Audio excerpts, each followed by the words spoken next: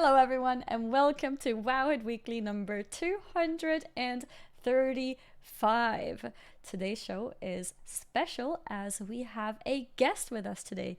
I'm sure most of you guys know him as well, but before I spoil that, let me start by introducing myself. My name is Annie, also known as Annie Fuchsia, and I am a full-time streamer on Twitch, mostly playing World of Warcraft, of course. Before we jump onto the special guest, let me also introduce my lovely co-host, Perculio. I'm Perk. I run Wowhead. We cover everything with the live news and the beta news and the classic news, all the important things on Wowhead. I have a part in approving them or coming up with them, and it's always really neat to do the show and to talk about what's important on the site with you guys and answer your questions. I always have a special guest with me. His name's Brightpaw. He's sitting right here. He clawed my leg right before the show, but we have an even more special guest for this month's show, and it is Nobbel87, the lore master himself. Way! So everyone give a warm welcome to him. Hi everybody, thank you. Yeah. Great to hear me here. What now? Lore Master Brightpaw, of course. Perk, Yes. you forgot to introduce Nobbel. I said no. Now you introduced the Lore Master, and that's obviously Brightpaw. Hello? Brightpaw's the specialist guest ever. Come on now, there's nothing that's gonna beat that. For sure.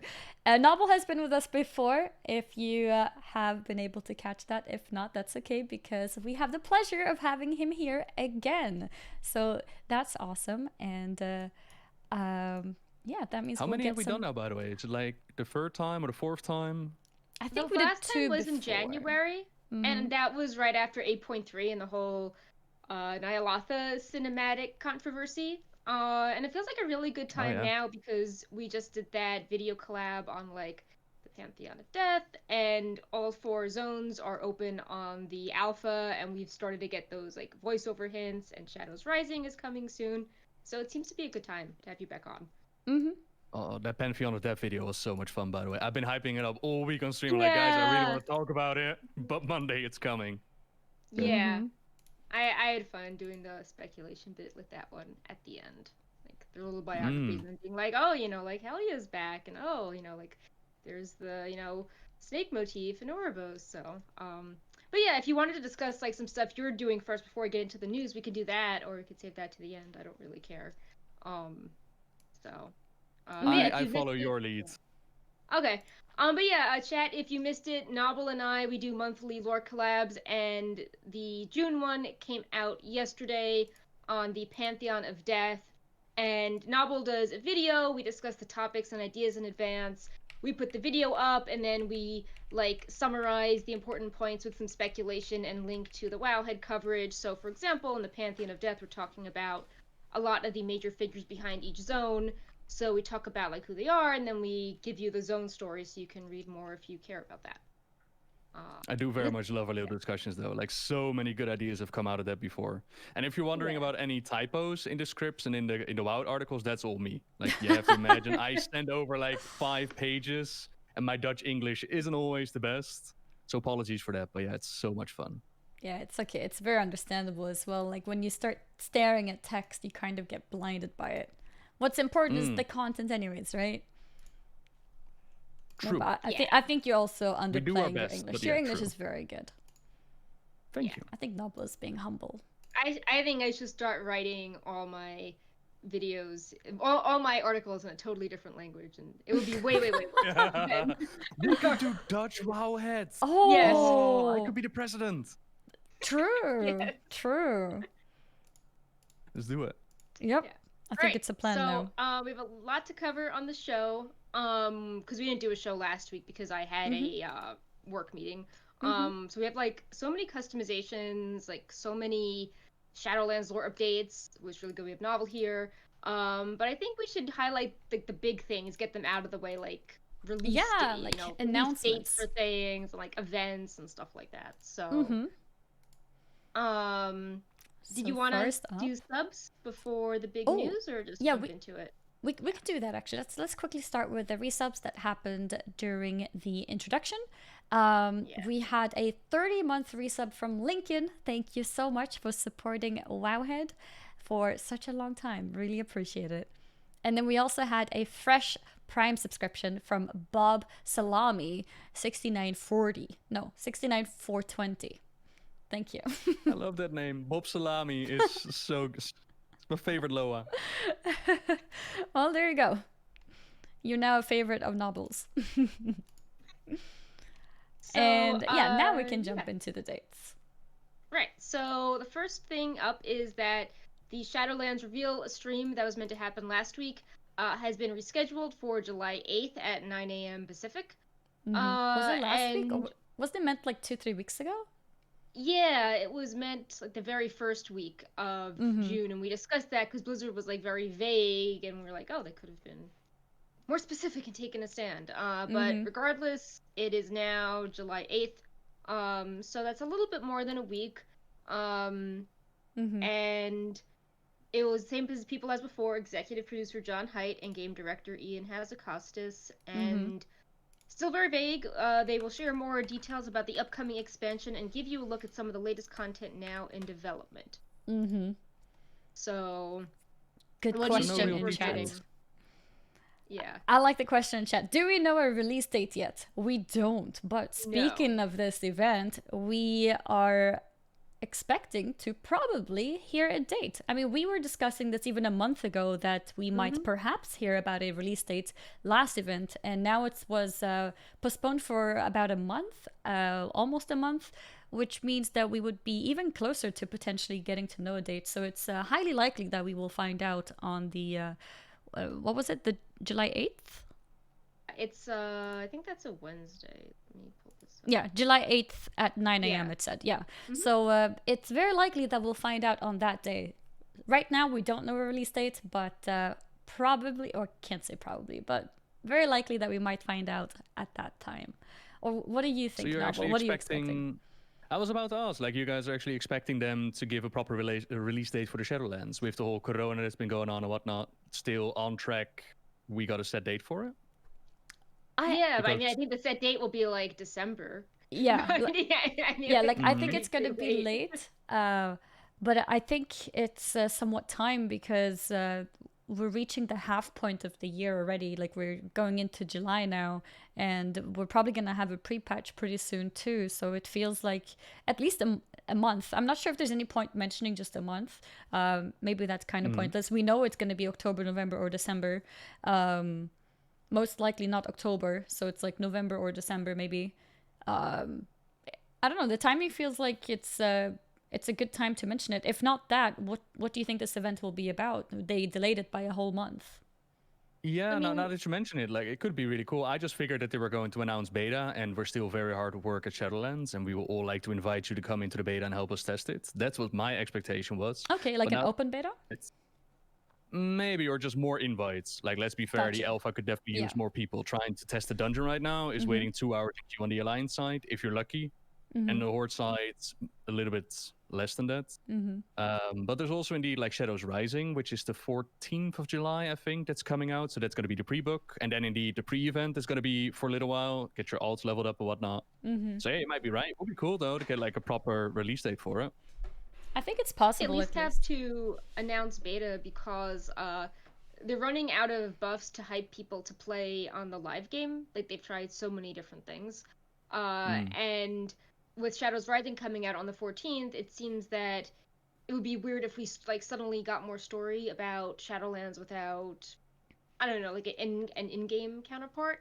And we're at a point where a lot of the basics, like the zones, are open on Shadowlands, but a lot of the max level content is totally unknown, like soulbinds and legendaries. So I think it would be a good breaking point to be like, okay, you know, now that we've got the building blocks in place, alpha is done, we're going to move into beta, and like we really need tons of people to test the legendaries and the soulbinds, and oh god, like the old world leveling experience, like that is such an unbalanced mess right now. Like, what continent you level in is just so different. So I think they really need to go hard testing that. And I think we might get a Shadowlands release date because, you know, whenever there's like a stream and like it's a big deal when Ian is on the stream, I feel like that means it's an hour-long stream, you know. Yeah, it's like it's gonna be some big news. I almost Mm-hmm. wonder if we won't get a pre-patch date because they don't know how much it will take to make the leveling buggy, but they'll be like, oh yeah, Shadowlands, like, you know, December 31st. How has the There's still a leveling lot of experience work to been do on the though. beta or on the alpha? I mean. Well, the issue is that like Warlords is imbalanced because Oh the yeah, we discussed bounties that. Mm-hmm. are so good, and then Legion is awkward because like you get the artifact weapons at certain levels that seem out of whack with other things, and just large parts of the experience just seem sort of unbalanced Mm-hmm. with each other. Mm-hmm. Um, and just like when you get abilities, some of that doesn't feel great, or it doesn't make sense why one path lets you do a lot more stuff earlier than another Mm-hmm. continent. So I feel like a lot of people, like if they're not testing max level dungeons, like you're saying, Novel, like they're not leveling for fun in old world zones. So I feel like Blizzard needs a lot more feedback on that.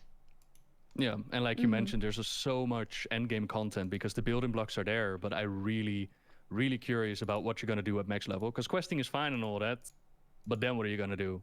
Yeah, like And no one knows how the covenant swapping works. It just sort of Oh is. yeah. yeah, it's like an Yeah. idea and how are the abilities gonna play out and what percentages and damage wise are we looking at? Like how much of an impact is gonna be a covenant on your character compared to what cosmetic rewards might be available. Mm-hmm. And then, of course, like Corona's in between. So, how much did it set them back of their original progress date? Like me personally, I would just want them to release the game when it's finished rather than we need to Oh hit yeah, it in a for certain sure. quarter. Mm-hmm. Right. I We're agree going to find out. completely. Mm-hmm. So I mean, yeah, I'm I guess we'll suspecting. learn. Sorry, go ahead. I don't know. I bet I wonder that if no matter what we're gonna get like a in between cinematic because you know we had one of those for Legion and I thought even with Warlords didn't they have that in person event at some movie theater in LA where they announced the date but they also had some cinematic playing leading up to it. So I don't know. Yeah, I where think we might screenshots get were leaked. yeah. Yeah. I feel like we might get some sort of I don't know, like little tie-in cinematic with Shadows Rising, or in the stream they could announce, you know, the next art project similar to Warbringers. Like, you know, we're gonna, I don't know, have videos of one of each of the four covenants, very artsy style, like you know, Warbringers or Harbingers, you know, like or the Warlords, little 2.5 animation cinematics. I think they might Mm, announce or show one of those. Yeah, interesting. speaking, we can talk about spoilers, right? Oh If we're yeah, I talking mean, Shadowlands and whatnot. yeah, Like imagine uh, because Be you aware of mentioned the spoilers whole when Noble is on the show, guys. yeah. like imagine because we were going through the starting area where you end up in a maw and you find out that like these heroes have been spending their time in a maw for all so long, but they Mhm. kind of just seem to be there. Like they don't really seem to be having dealt with torture for the last few months. Imagine like an audio drama where they explain the details of what it's like to be in the maw with the jailer and what their time's been like and trying to Mm. break out and whatnot. I would lose my mind, Blizzard. Please make it so. That's more accessible. I mean, I love reading books, but I feel like that's also accessible to people that you know, maybe are intimidated reading a book or they forget details, but like with an audio drama, you can have it as you're, you know, exercising or cooking or Yeah. multitasking, having this audio voice in the background. Like that 1,000 year war video or that Yeah, that audiobook that was they so did good. or Yeah. Gul'dan with the Tomb of Sargeras, they were Hmm. so well received. Yeah. And feels like that's something a lot of people would be in the mood for considering they're, you know, at home and have less sources for entertainment. Yeah, yeah. Hmm. So, Of course, For it's a for big project, home like getting gymming. all the voice actors in and whatnot. But Oh yeah. Blizzard, if you're working on it, I really hope so. But either way, like a yeah. Lords of War, an audio drama, or the Joe videos that they did back in the day, or the Xiao Hao they were called, like the Burdens of Xiao Hao. Oh, those Anything were so really. good. The missed ones were Mm. good. Yeah. Mm-hmm. So it's always really nice for art as well. Like they make really good art prints. Like I've actually got yeah. Let me show and tell time. I don't know what just fell. I actually have the Ashara Oh, and those. Yeah, yeah, yeah, yeah. Jaina. They look so Nice. good. Yeah. Mm-hmm. Yeah, Like I they just remember those. appeal to it's really refreshing to have cinematics and art prints like that because you know you think of gaming and everything is like very like stereotypical and like you know actiony and oversaturated and it's nice to have something that can appeal to collectors that has a bit of a you know alternative artistic take presenting the game through you know, a different style. So I appreciate those types of cinematics. Absolutely. Indeed. So I guess we'll have one more show before this event. Before this. So, So we can yeah, so we'll keep speculate further. speculating. If we don't get a release date, what would you be happy to find out or for to be announced on that date, where you feel like, okay, this event was worth waiting an extra month for? I don't think that the event for people that have alpha, I don't think it's going to be a major special event. Usually they like recap what they've been working on developing, so more information than what we got at BlizzCon. But people on the alpha, they see it live developed. I would be happy with a beta announcement, to be honest. Okay, like beta announcement this date, or like beta open now, kind of. Beta open after the stream or next reset. Gotcha. Yeah. Okay. Yeah, I like guess we'll the see. beta, but also a little something more like if they finally talked about legendaries or soulbinds or the max level things people one of had those questions systems. with. The original stream was actually scheduled right at like the same hour as the Destiny 2 live stream. So my guess was that they were going to have something, you know, they didn't want to compete with Destiny head on, which was a full-blown expansion reveal. So my guess is that they have something meatier to share than just, you know, a beta alpha to beta swap, but I guess we'll see. Yeah, well, it's interesting. Hopefully. Yeah, hopefully. Let's keep speculating and see what happens. Yeah. I was looking at the Zazara print, speaking of speculating. You remember when we were thinking, like, what do the Warbringers mean about, is Jaina going to be a bad guy and whatnot? Oh, yeah. They're always the best times. Everything is still unknown. They're always the most fun times. I'm always curious when when Ashara is going to return, because, you know, she's out there. Yeah. And, you know, we've got Vosh and Malpraxis, so I don't know, is she gonna try to get her little gang of Naga back together to I don't know. We're getting the band together. Yeah.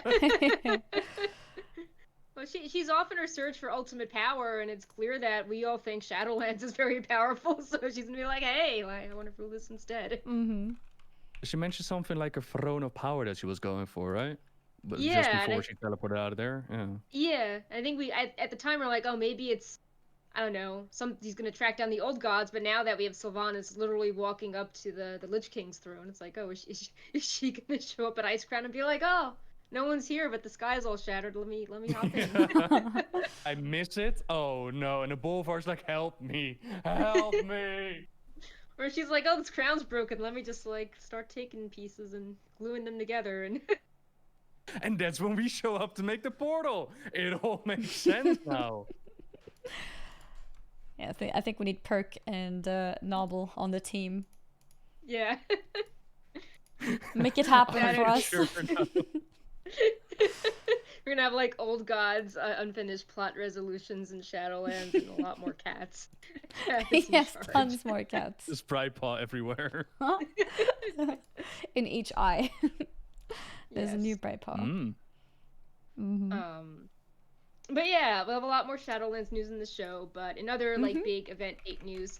Just this morning, in fact, incredibly early, I was not yet awake. They announced that WoW Classic Phase 5 is arriving July 28th, and this does not mean AQ40 opens on that date. It means that you can begin the quest chain to craft the Scepter of the Shifting Sands, and you can work on the resources for the AQ war effort, and then the gates will be open, and then you can do the raid. Yep. How long do we expect that to take? So, I mean, with the way streaming comes along, I feel like some realms will just be like, boom, but I know that there is a delay once things are completed for the NPCs to show up and prepare for the war effort. Like there's like a little bit of a time gating delay.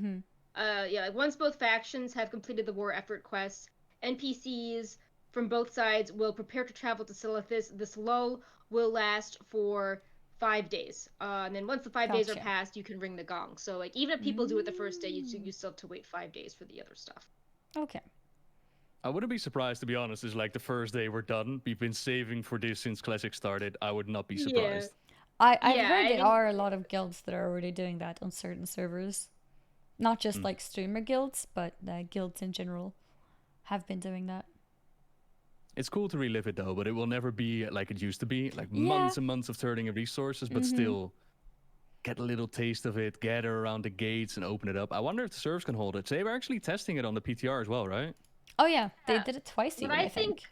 will be like the most exciting part is that, you know, you can't replicate the servers, you know, working together for months to open it, but the actual opening gates where, you know, the gates were opening up and monsters are running around with the stress test. If things are more stable, you can actually maybe experience this now versus you know, disconnecting all the time. Yep. I imagine a lot of people will resubscribe just to be there. I know I will. If I know the date of my realm that's going to open it, I definitely want to be there. Yeah, I think definitely it's a huge event for people who want to maybe experience it again, and for those who've heard about it but were never there for the experience, like myself, for example. So I think it's gonna be really like a huge event in that sense, and very popular.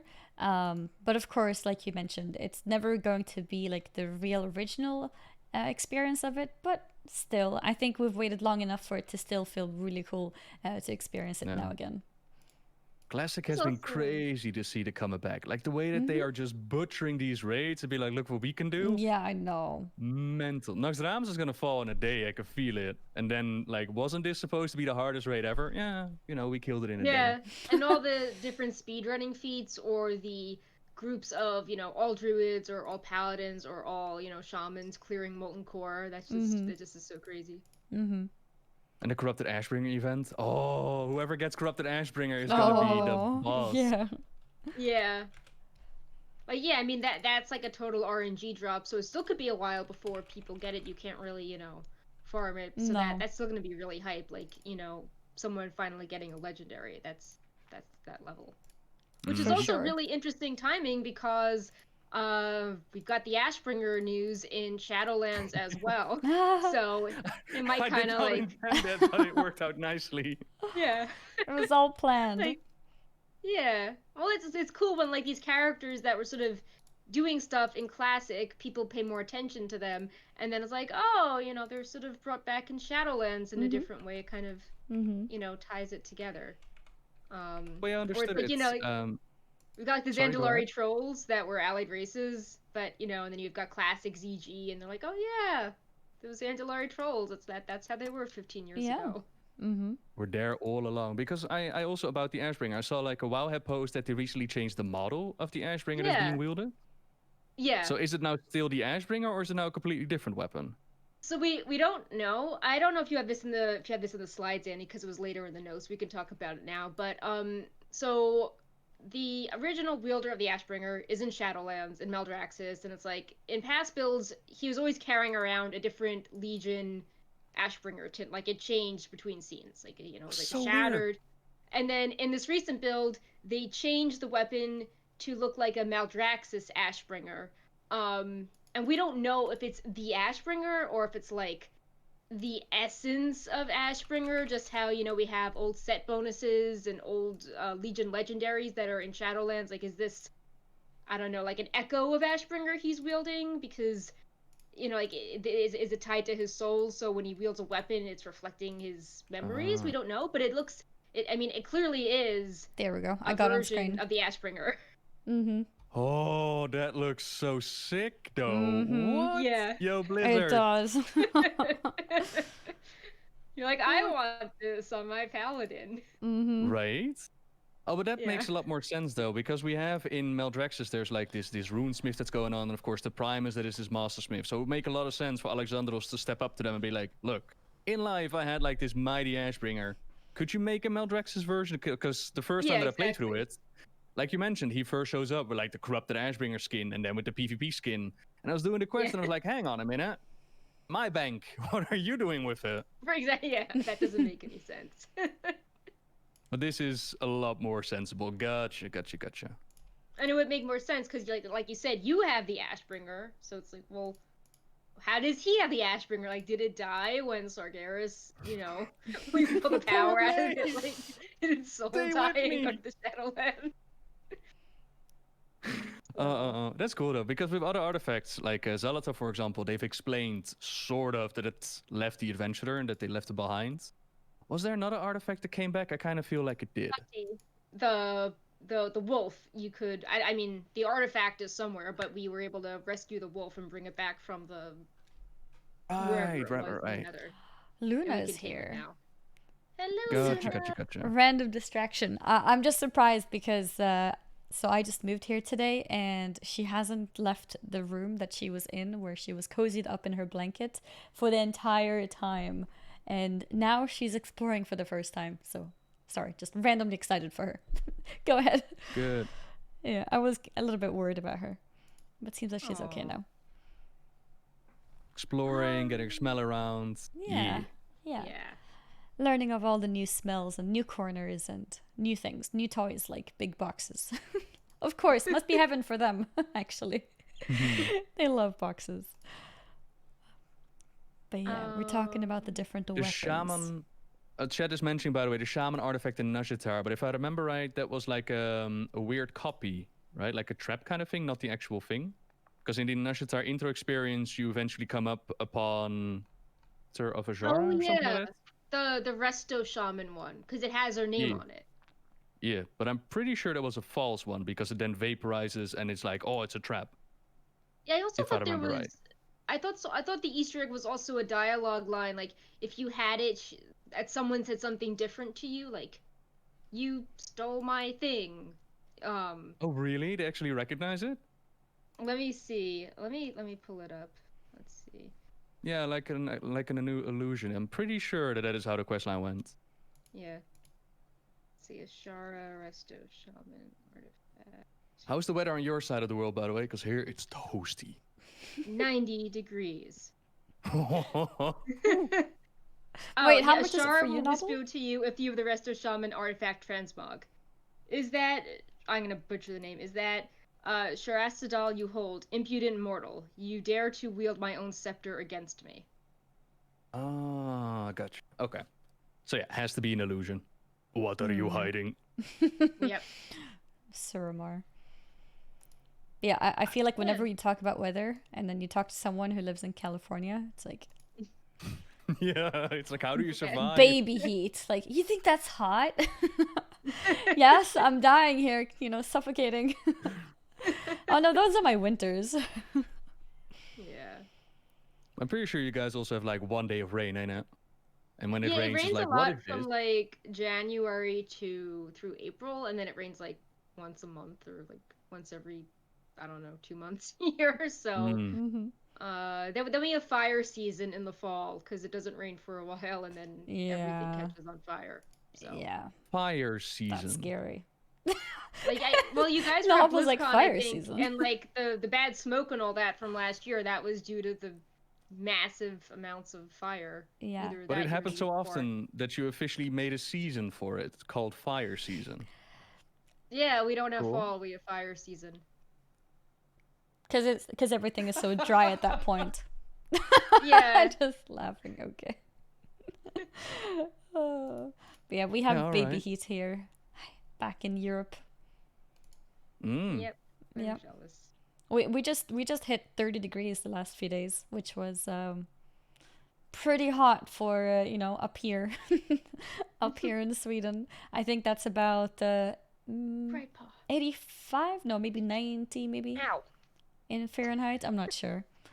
That sound was his tail. Oh, it actually didn't sound like anything, so that was fine. Oh, that's good. Just slight. It's not too bad. Yeah, apparently it's about 85 degrees. So yeah, we're dying here in heat, and we're at 85, and Perk is just casually at 90. Yep. But then again, one summer is 130. That was bad. We don't really do AC as well. Like for us, it's not. No, that's the thing. Yeah. We don't really do AC inside, so being inside is a lot more difficult for us than people who live in California, because everyone there has AC. They have to. To be able to survive. So but last night we had thunder. Dutch side, like proper discussing the weather and whatnot. It's like, oh, how's the weather over there? My apologies. It's okay. Yeah, we can So go back yeah, to another WoW general news things. thing. Mm-hmm. Yeah, Malefic Core's hotfix is now live. You can Oh buy yeah. as many from Mother. It's funny, we made this post being like, oh, the legendary cap is 92, but if you just hit your rank 15 cloak, it will take you like decades to catch up to these people. And people are like, yeah, like that catch up is really shitty. Mm-hmm. And then Blizzard soon after made a hotfix where you can buy Malefic Cores from Mother now for 2,000 echoes each instead of only earning a few each week. Mm-hmm. So if you could buy like It used to 30 of be them. max 2 per week, right? You'd get one Yeah. from killing the Zoth, and you'd get one for doing your first vision of the week. Yeah, and you can still get those two for free, Yes. but you can buy them now, which is good. Yes. How like But I yeah, go ahead. yeah. No, I was gonna ask. Like, I haven't played live in a while. Like, how is the catch-upping right now? Like, is it even possible to catch up to somebody on alts, or why are Well, now Blizzards you can catch drip up, feeding you content? Yeah, but it's not previously it as was really bad. bad Yeah. because it would take you like if you did like if someone was at 92, it would take you like 3 months to reach 92. Like, so it was like pretty insurmountable. It Yeah. wasn't good, and like you said, it was drip feeding. Very The fun thing though. is, before it was really, really, really, really bad, and now it's like bad. Like it's still not good, but it's like now it's just It's bad. also like, why can't we? What was like? Why was it so difficult just to put this on the vendor? Like, I mean, why did Yeah, it why? take months but and even like a now when post it's going viral? Yeah. on the vendor, the Malefic Core, it's too expensive. Like 2K Yeah. is a lot of echoes that you want to try to save up to buy corruptions, because that's another thing. You need to buy a whole set of corruptions on your ult because you haven't played it for weeks or months. And that's So you another haven't thing. Like, stacked why? up on random corruptions over time. So you're probably going to need to buy specifically almost for each and every piece that you're going to wear. So you're going to have to make the decision of either upgrading your cloak or buying corruption, and then if you're upgrading your cloak with that, then it's going to cost extra, and then you might lose the echoes that you'd otherwise want to spend on the corruptions. And I feel like if they wanted to make it cost these echoes, they should have made it really cheap, like 500 or something. And I honestly don't see the negative with just letting you get a Malefic Core for each vision that you complete. There is a limited amount of visions that you can do because they all cost vessels anyways. So you're gonna have to sit there and do assaults and whatnot on your ults to get enough of the coalescing visions in order to get the vessels, which then you hand in to be able to use to be able to run a vision. So I personally think that you should just be able to get Malefic Cores for each run you do. I also want to say that, like, going back to vendors, they announced the corruption, the full rotation when after the rotation of 8, and it's like, why couldn't they just have told us that at the start, or put every corruption on the vendor at once? Like, that was another example of like the drip feeding the content. Like For it's some such reason, yeah. it's such a cheap way to keep people subscribed, because if you give them the information, you know that, like, for example, you can't get it for a month, they won't be subscribed for that month, Yeah. right? And it's so weird that they've decided, like, on the one hand, I can understand it that you don't want to devalue the efforts that people put in earlier, but on the other hand, you are this far into the expansion, who cares? Let people play their Exactly. alts and avoid corruption. And why are you so hell-bent on getting people on this hamster wheel and keep them playing? Trust me, if people enjoy what they're doing, they will give you subscription money. And if it's not, then maybe the content that you put out just wasn't good enough. Yeah. Why do you have to lock them up like that? And Yeah, I like think the idea of trying a new alt, a new class, a new spec, all those things are also really exciting things. Like some people have this idea that once people get their best gear, they just quit. But I mean, of course, it is true with some people, but I think a lot of people end up just gearing different specs or different alts and, other things instead. And at this point, people kind of like, yeah, like my main is really good, but I've done my weekly vision that gives me 470. I've done my important assaults to buy the corruptions that I need. And the idea of gearing an alt right now is terrifying. So they just don't do anything. No. When they announced the corruption rotation a few weeks ago, they also put in a note that no plans to do legendary catch up at the current time. And then a few weeks later, they announced this hotfix. And while I do think maybe they listened to feedback and how much traction the Wowhead post was getting, it is telling how every few weeks or months, like as part of the subscriber cycle, they roll something else out incrementally to help, as opposed to doing all the cool buffs at once. So, they announced corruption, last month, and then that runs its course, and it's like, oh, actually, we're gonna do something about the Malefic Core. Like, that can be, I don't know, like June's special, bonus for alts, and I don't know, maybe they'll announce something else in July. It seems that it does feel a little deliberately staggered out as far as, oh, it looks like people's subscriptions are ending for the month. Like, can we do another cool thing to bolster or get people participating still? Another thing is with the free Malefic cores that you get weekly, I feel like they made sense with your main, because running heroic N'Zoth on a weekly basis it's pretty worth, there might be some Azerite piece that you're missing, or maybe you'd like a ring piece with a socket or with a corruption or something. But imagine you play more than one alt, and then suddenly to get this free Malefic core, you're killing the Zoth over and over for each ult, like killing it like 3 times a week. It's not really fun it feels content. Repetitive. Yeah, it's really Are repetitive. you not entertained? Do you Once not want a to week see is that enough. glorious 20-second cinematic over and over and over? In the past, But that's- sure, when there were other reasons to kill it, but at this point, it's enough. Can we get some more free Malefic cores from Visions instead? Because we will continue doing Visions, so might as well give it from there.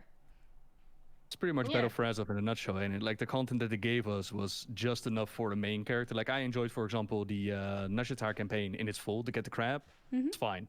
Wasn't amazing, but it was fine on one character.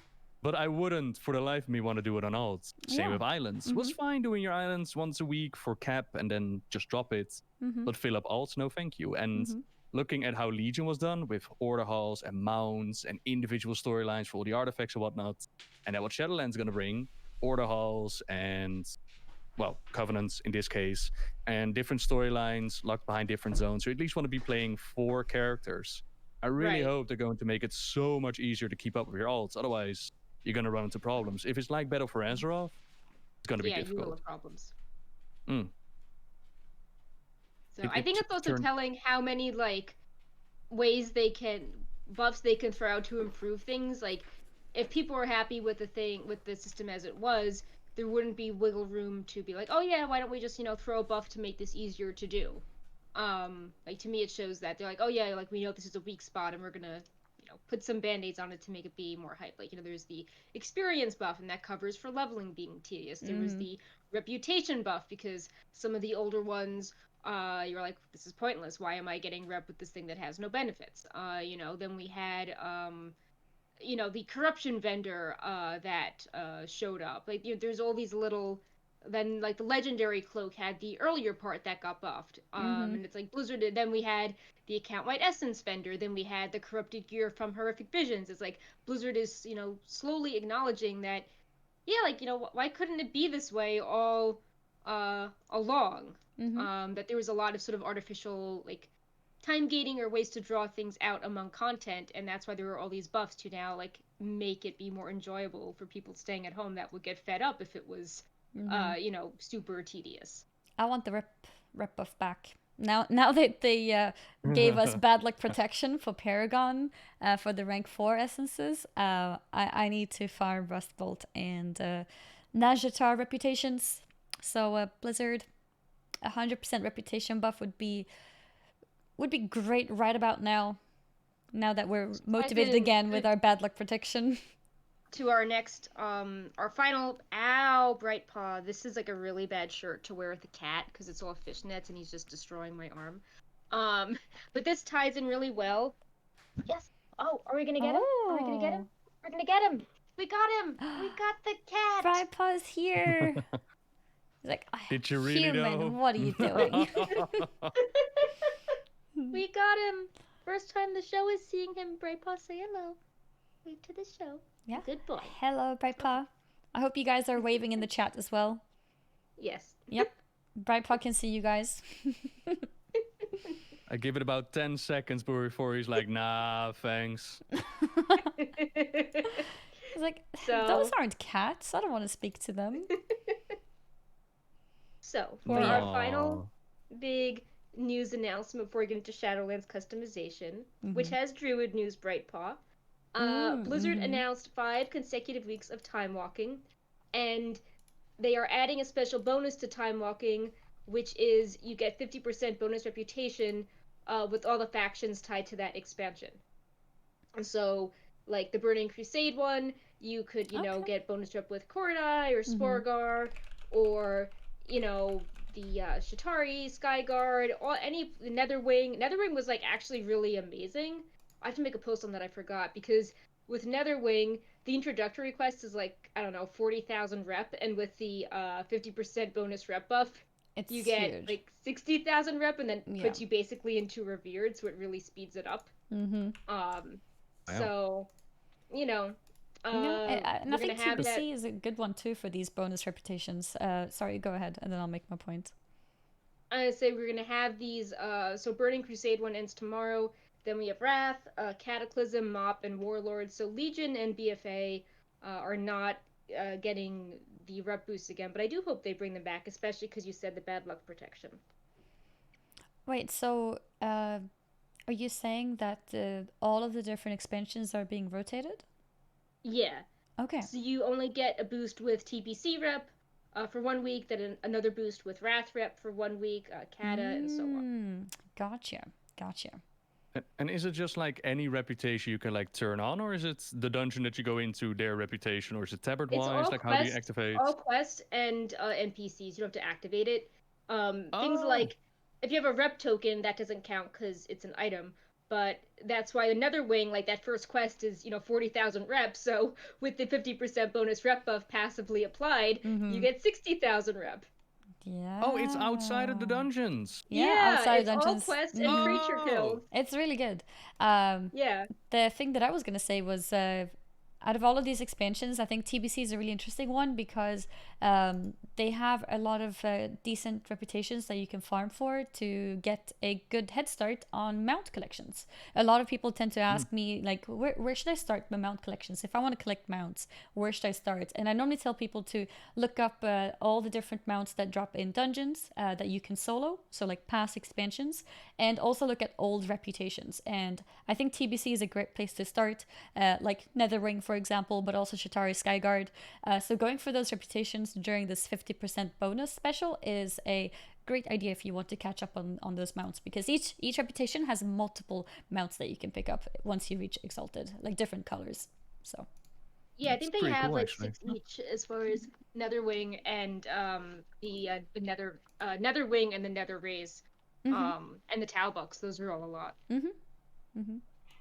So we have Classic Bright is not the case, for that right? entire news story. Classic is there's no time walking for Classic. No, exactly. I was thinking about like the Insane title, for example. If you get a rep buff for Classic, that would be pretty nice. Yeah, that one. But I guess no such luck. Okay. Yeah. So maybe Brightpaw will come back because we're moving into the customization part of the show. But I think we have a really awesome subscriber with a huge streak that we should highlight. Oh, yes, we do. A veteran of the channel, JD Saphir, with the 50-month resub. Thank you so much for supporting for so long. Yeah, that is a big subscription. Yeah. And now, time for Brightpaw's favorite, the topic of druids. Druid customization. Druid customization. The idea of changing your forms as part of customizing your character. Yep. So we have speculated about this for a few weeks, different parts, and Blizzard made a blue post which we could try out, that all forms, all druid forms, bear, cat, aquatic, travel, flying, can be customized at the barbershop, and they believe the system will not just be limited to your race's tints, but also forms from glyphs as well as artifact weapons. Which is like super huge for transmog, because previously your form color was tied to your hair. If you had a glyph, you had to keep making the glyph every time you wanted to change it up. And with the artifact weapon, you needed to have those weapons equipped to unlock the formed colors. And a lot of the times the weapons are like okay, but they're not really like, they're very distinctive, so it's hard to build a transmog around it, so you sort of felt forced into using it. So this is way more customization now. It's awesome. And also, when Mm. speaking of the Legion artifacts, which give the really cool forms, some of them are tied to specific spec. So if you'd want to have the look of the Guardian Druid as a transmog to get the skin, you could not have the feral form at the same time, but now you can, since you can pick one bear form, one feral form, etc. So it's I really also have nice to and say, convenient. can like the cheetah form get a makeover? It looks very low polygon resolution right Really now. does. It's like, look at this beautiful artifact weapon. Okay. And then you're Look like, at oh, it. then like look at this potato. So And for clarification, by the way, you're still locked into your own racial skins, right? Like, for example, a Night Elf Druid can't look like a Kaltiran right, Owl Beast, for example. Okay. exactly. Mm-hmm. Like, well, what are you doing? He's destroying the back of my office chair right now. I hear the Thanks. scratching. He's like, get off the chair. It's my time to sit there. But yeah, so you have the racial tints, the artifact, the glyph. I think Fire Kitty was a maybe. People aren't sure about that. Mm-hmm. The Firelands toy Mm-hmm. and the staff. Would be nice, But though. yeah, I think it's really nice how they're trying to decouple so many things. Like another example is like night elf markings are tied to hair color. So a lot of people are like, oh well, I'm gonna use this combo because I like, I want to have the pink marking, so I guess they have purple hair, and Yeah. they split that out as well. So at least for night elves, your hair color does not determine is like they've really separated that out as an option, so you don't feel forced into a hair color to have tattoos or your bear form look a certain way, which I think is really nice. They're very nice quality of life change. The only thing that I would like to see added is a randomizer button for those days that you just don't know what you want to look like. Just hit the randomizer button and bam. Yeah, good point. Yeah. Mm-hmm. A random for each form. Mm-hmm. I'm really surprised they gave Druids this freedom. I mean, I'm happy for Druids, but I definitely did not expect it. I expected things to stay specific to, your artifact weapon because it's a special thing. So Well, you don't this want is pretty people huge. feeling like, oh, like I can never transmog or into another weapon ever because I must use this weapon to get bear form. Like 5 expansions from now. I was sad of my Morgan? Druid because I only like healing. I don't like playing feral on it. Oh, So right. I could never use my artifact skin for feral, but now I can. So I'll be a neon kitty very soon. Yay. Druids, not druids, Worgen also have a big update. You can customize their human and Worgen forms separately now. Before, like, one was tied to the other. Oh yeah. So I think a lot of people, especially those doing RP, will be happy as well. Or if you want your Worgen to look a certain way, like maybe resembling a pet you have. Like if you have a white cat, maybe you want your Worgen, to be white, but then you want your human to maybe look like you or to look different. You don't want their hair color and fur to be the same tint. And you can do that now.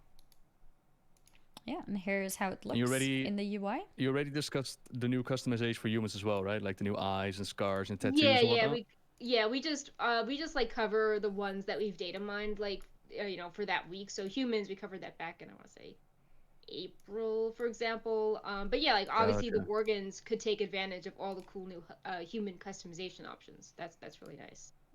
Some things they give you and you're like, I never knew that I wanted this, but having like a blind character is really cool. Or the different light effects on the eyes. The Worgen got like red eyes, I think, at some point. Yeah, So something sweet. that I thought was cool was like, people are saying, my people are like, why do the undead have so many eye colors or hair that looks like other races? And I've seen people saying, oh, my elf got turned into an undead. I can have them sharing the same hair color that my blood elf have. If I'm, transferring races, I can have them still have, some personality traits, some aspects of them that stay the same between races. So I think that's kind of neat. Yeah, that's actually a good point. Maybe you wanted to remind you of its history, but for you, not really like in the game wise, but for yourself, it gives a sort of connection to how your character used to look. Yeah. Also, many races have a bald customization option now, which is another one of those things where you're like, oh yeah, it's just bald, but then you're like, wow, like that really just changes it up for classes you don't really, think of, like, a bald, like, night elf or a void elf. You're like, wow, like that I don't know, it just like adds a lot. Mm-hmm. I might have to do a bit of change with my character. I can finally make it look like me. Yeah. Yay! I can Yeah. finally be in the game. I'm actually surprised there were never so. Were there any races that used to have bold options? I think Dark Iron Dwarf female had, because he had the really cool head tattoos. Mm-hmm. But no old ones. No old races. No. Interesting. It's never something just... that I looked for, so I never noticed that it doesn't exist. But that's great. I think it's awesome that it's given as an option now. Yeah, and also it actually makes you appreciate helms a lot more. Like, I remember I was trying out Night Elf. I had a Night Elf fruit in the dressing room, and I put the bald option on, and it had the tier 5 crown. And normally you just see like the like the little antlers, the circlet in the front, but without hair, you're like, wow, this is like a really cool, crown with leaves that goes all the way around, and you appreciate the detailing a lot more when you put that on a bald character. Mm-hmm. But yeah, I think that a lot of the characters look awesome when they're bald. Like void elves, I think, look really cool. So. Mm-hmm. I mean, bald people are pretty amazing. Putting it out there. No bias, of course. Imagine if they add like a little arrow tattoo they could put on your head. You could play around like the Avatar. Oh, I'll be well happy. Sorry, I've been watching Avatar: The Last Airbender. Don't mind me. An arrow tattoo?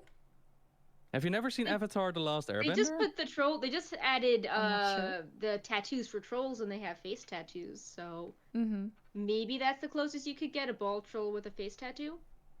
Well, hold on, Annie. Yeah? I've never watched Avatar: The Last Airbender before.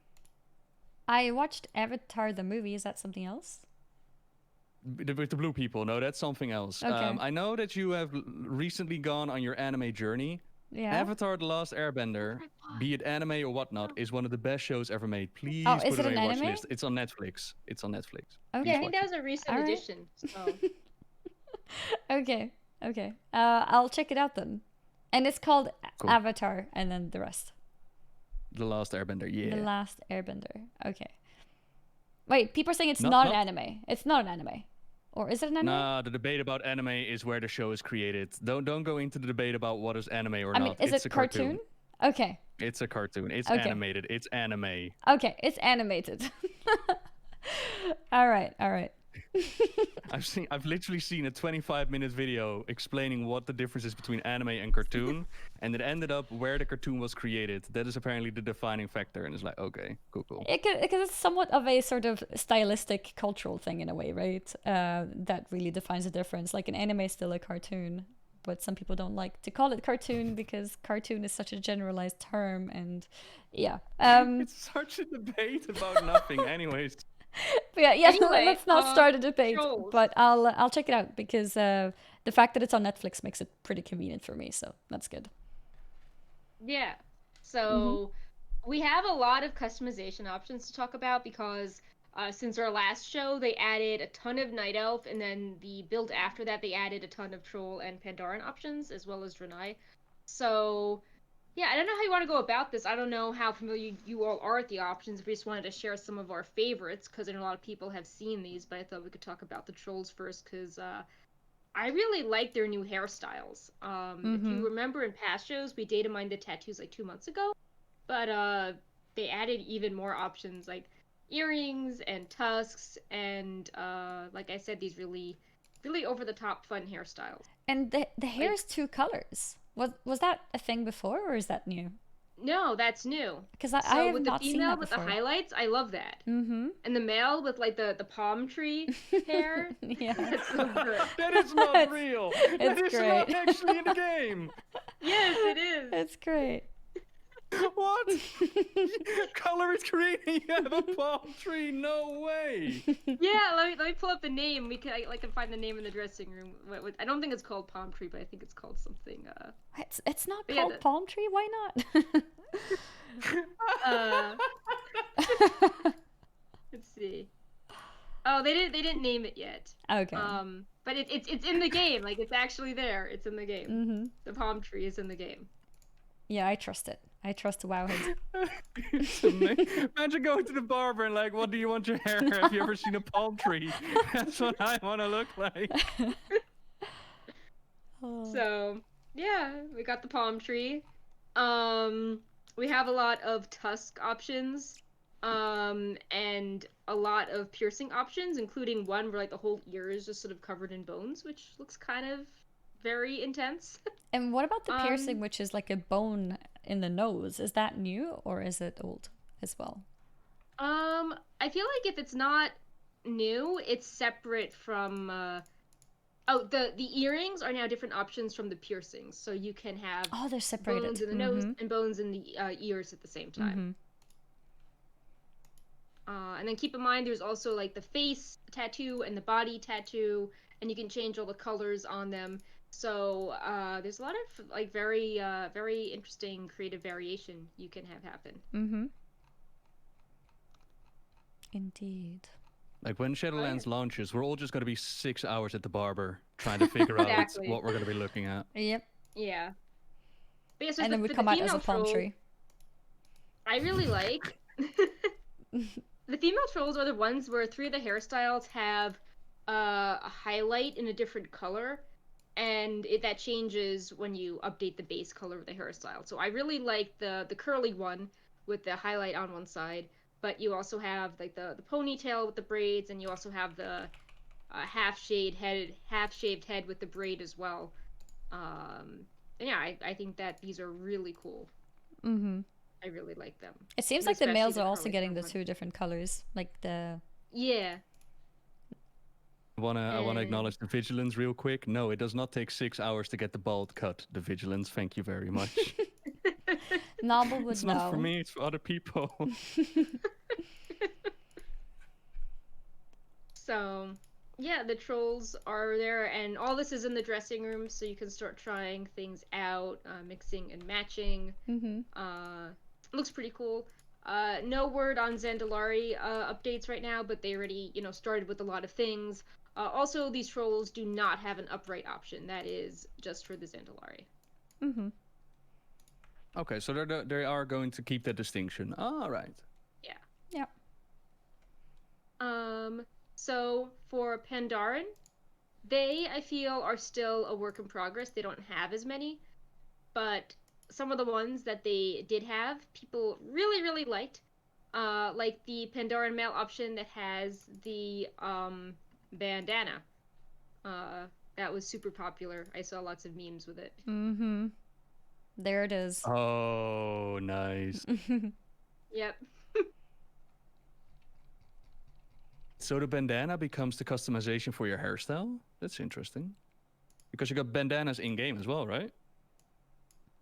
Oh, I wonder how that would work. Yeah. That's a good point. Yeah. Well, I guess you would hide your hair. I guess you would hide your helm if you had the bandana. I feel like the bandanas in-game are usually for earlier expansions, and they have very low resolution. So it would look really ugly next to this other bandana. Yeah.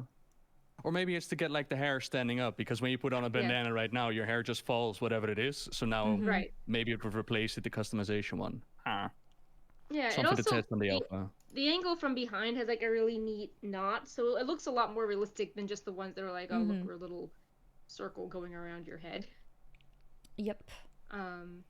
Yeah, besides that, they've got eyes being split out, eyebrows you can do stuff with, mustache, beard. They don't have any jewelry yet like some of the other races, so I feel like we're going to get some more updates next week. But, it's a good start on them. People, like I said, really like that one hairstyle. Tail option too here. Yeah, for a female, have the tail option.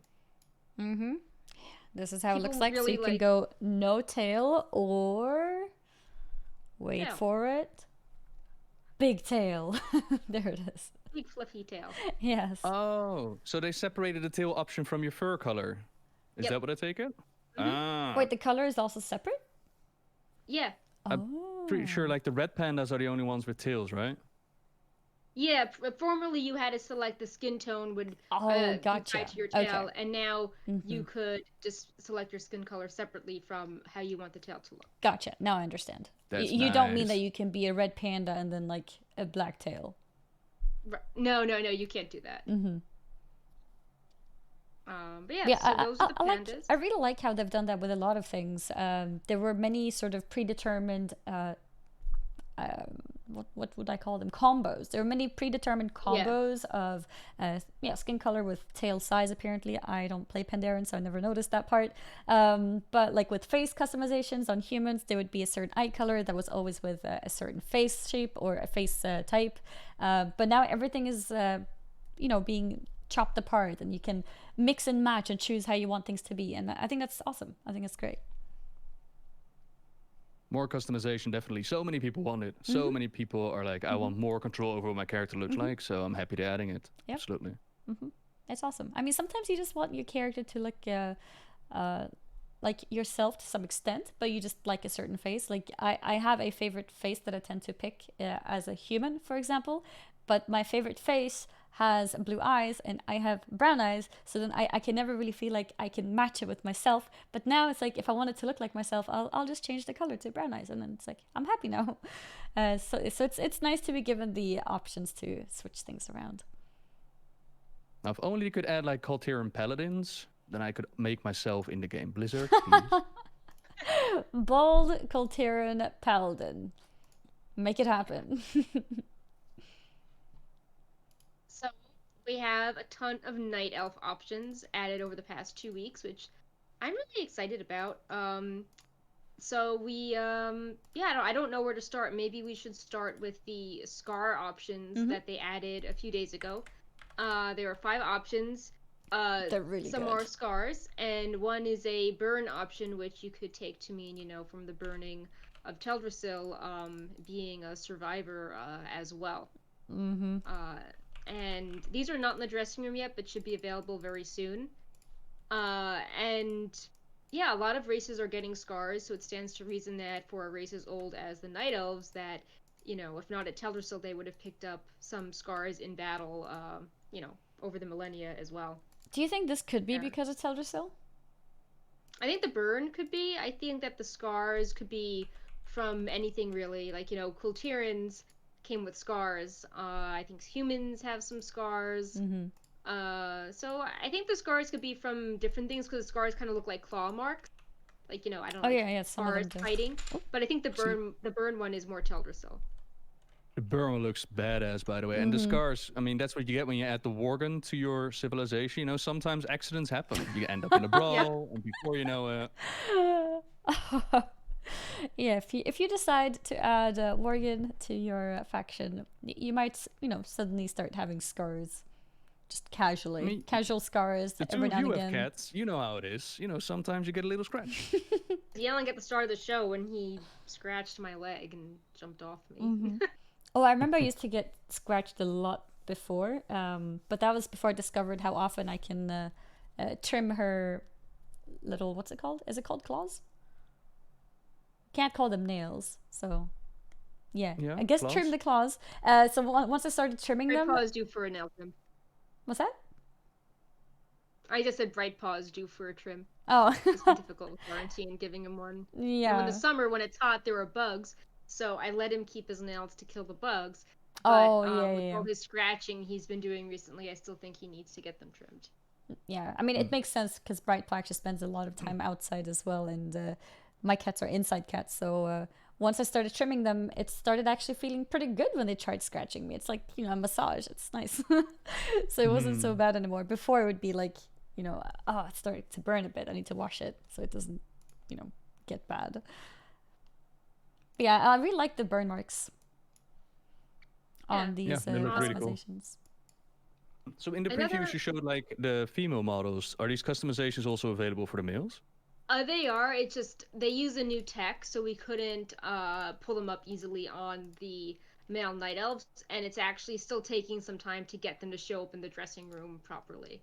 Oh, So okay. it if maybe they're using this new tech, if they get it working, they'll use it for other more advanced options in the future. I guess it's like an overlay on top of the other options. Like, you know, if you have your Night Elf markings, you have the scar on top of that. Maybe that's why it's called. I'm not sure of the details, but it is taking a little bit longer to get it to load. Gotcha. But then the previous week added a ton more customization options for Night Elves that kind of brought them back to their original concept art of, you know, like you've got the close-up of her face, and she's got the white glowing eyes, and the leaves in her hair, and the circlet, and the necklace. We have all those options now. It's really exciting. It's, you know, I remember us it's talking about that really before, like, you know, getting to get some leaves in our hair. We should be able to get that as a night elf, and it seems like now we might be getting it.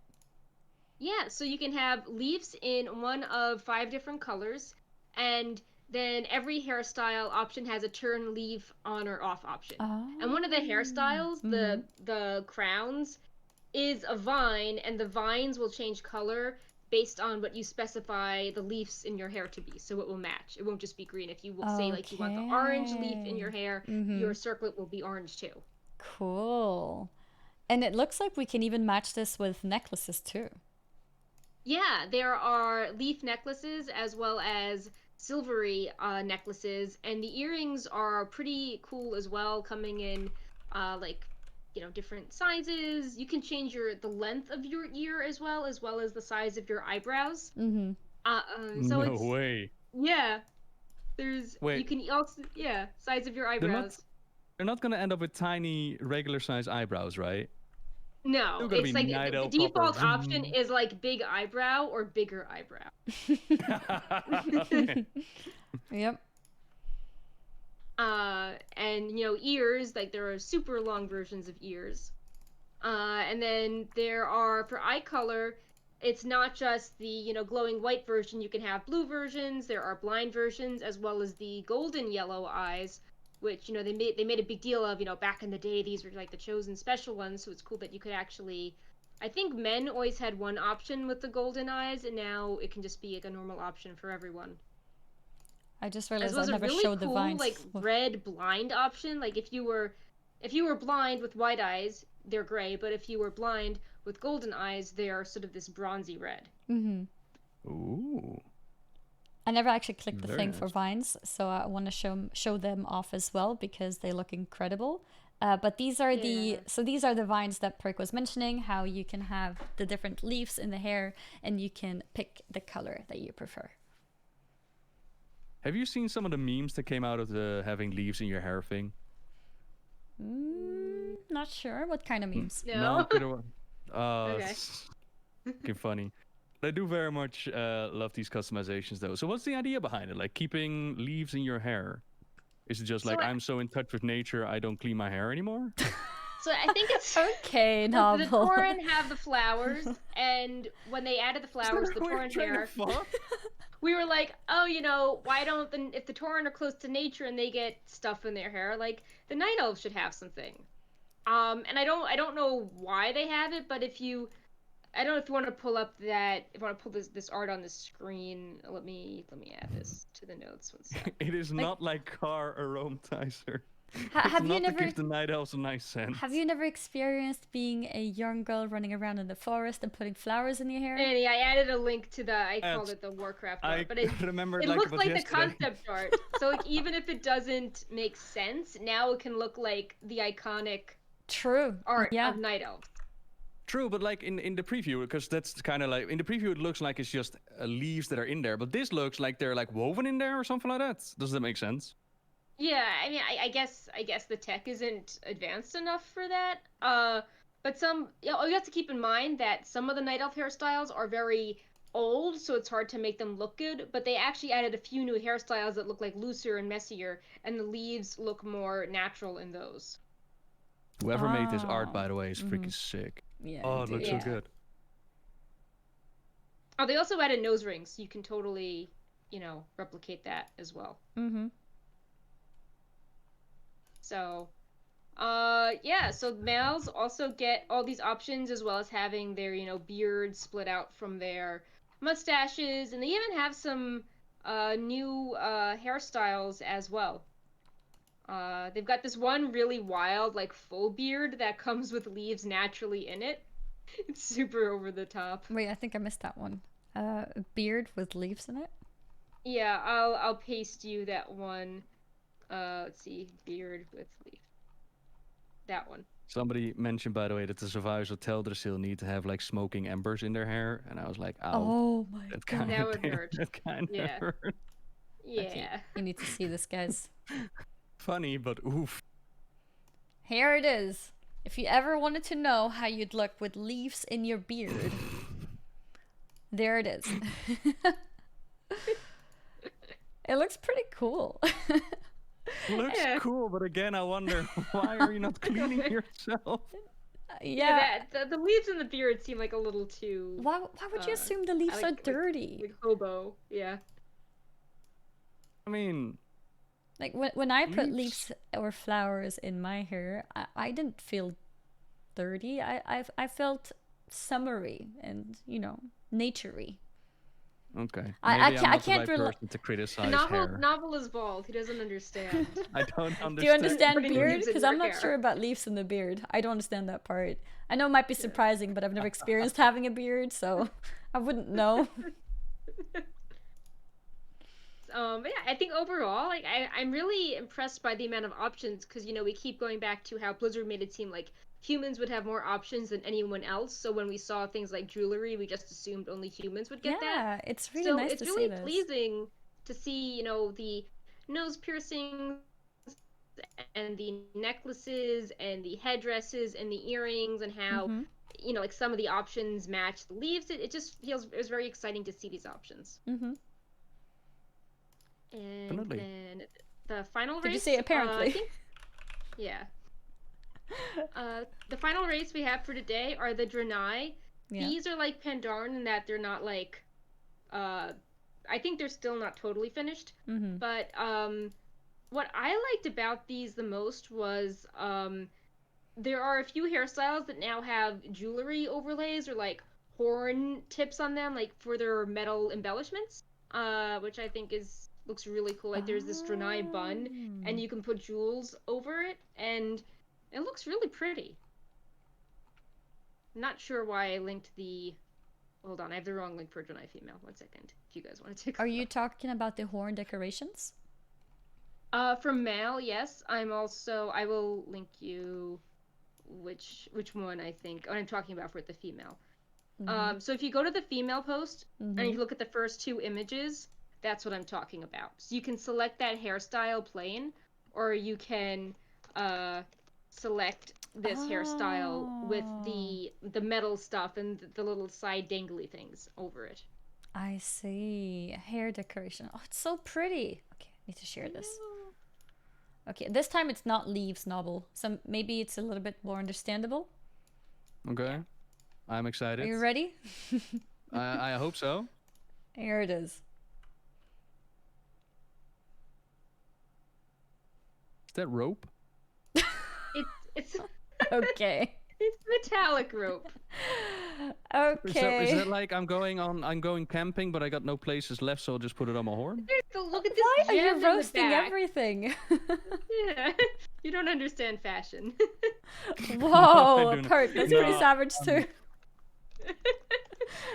I was actually genuinely curious. Is this supposed to be like a golden chain, or is it more in the No, rope it is direction? golden. Like Okay, golden they chain. are. Oh, that is nice. Yeah, I think they're meant to be that is chains. nice. I don't If think you they're look meant at to the be tail I ropes. just linked, the tail can be 3 different colors, and now you can have golden chain jewelry on the tail.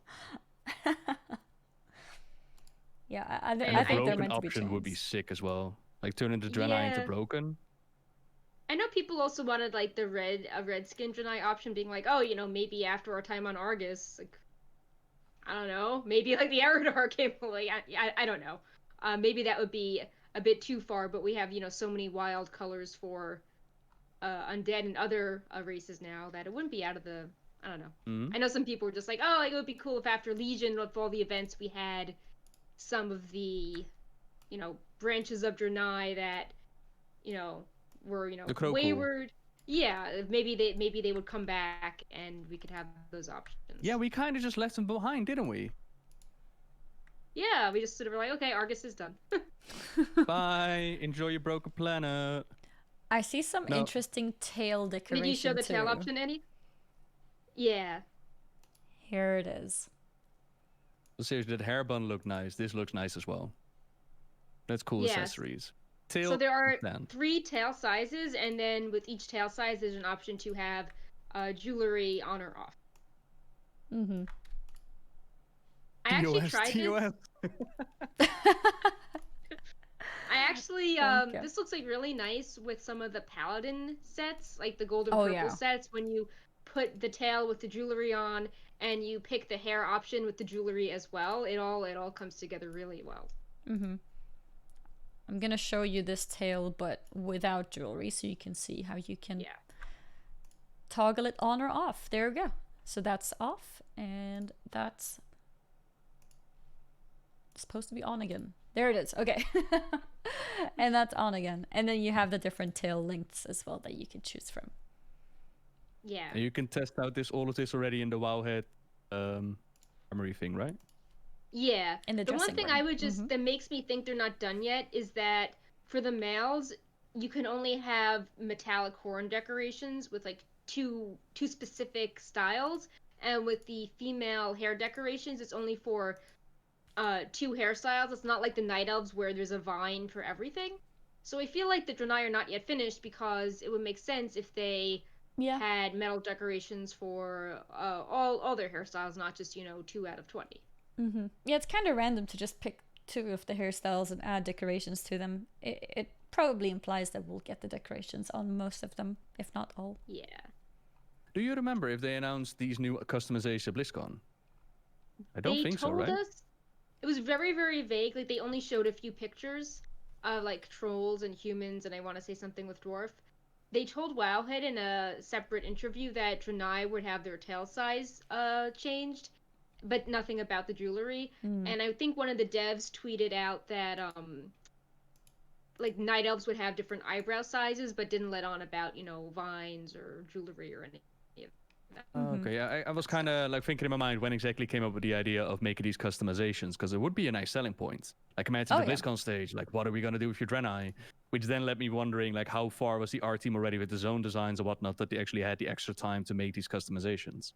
Sorry, my mind drifted away there. Oh yeah, it was like a huge. point. It was like a huge part of BlizzCon when they had like a few slides, not announcing specifics, but they're like, and here are some of the options we have in mind, and you're like, oh, like, is that a troll with a new tattoo, or like a dwarf that's Wildhammer? Yeah. But they didn't have anything like night elf markings will be split from your hair color. They didn't get into that level of detail, but I think it actually would be really good, because they've been super quiet about customization aside from clarifying the blue eyes. They've been really quiet about making official posts on the alpha, and we've had official posts for things like zones and dungeons, and then they need to sell these customizations more. Like, people love this on Wowhead. They love when we cover it. Oh yeah, I think they gave an impression that they are working on more customization options, specifically I think with humans, right?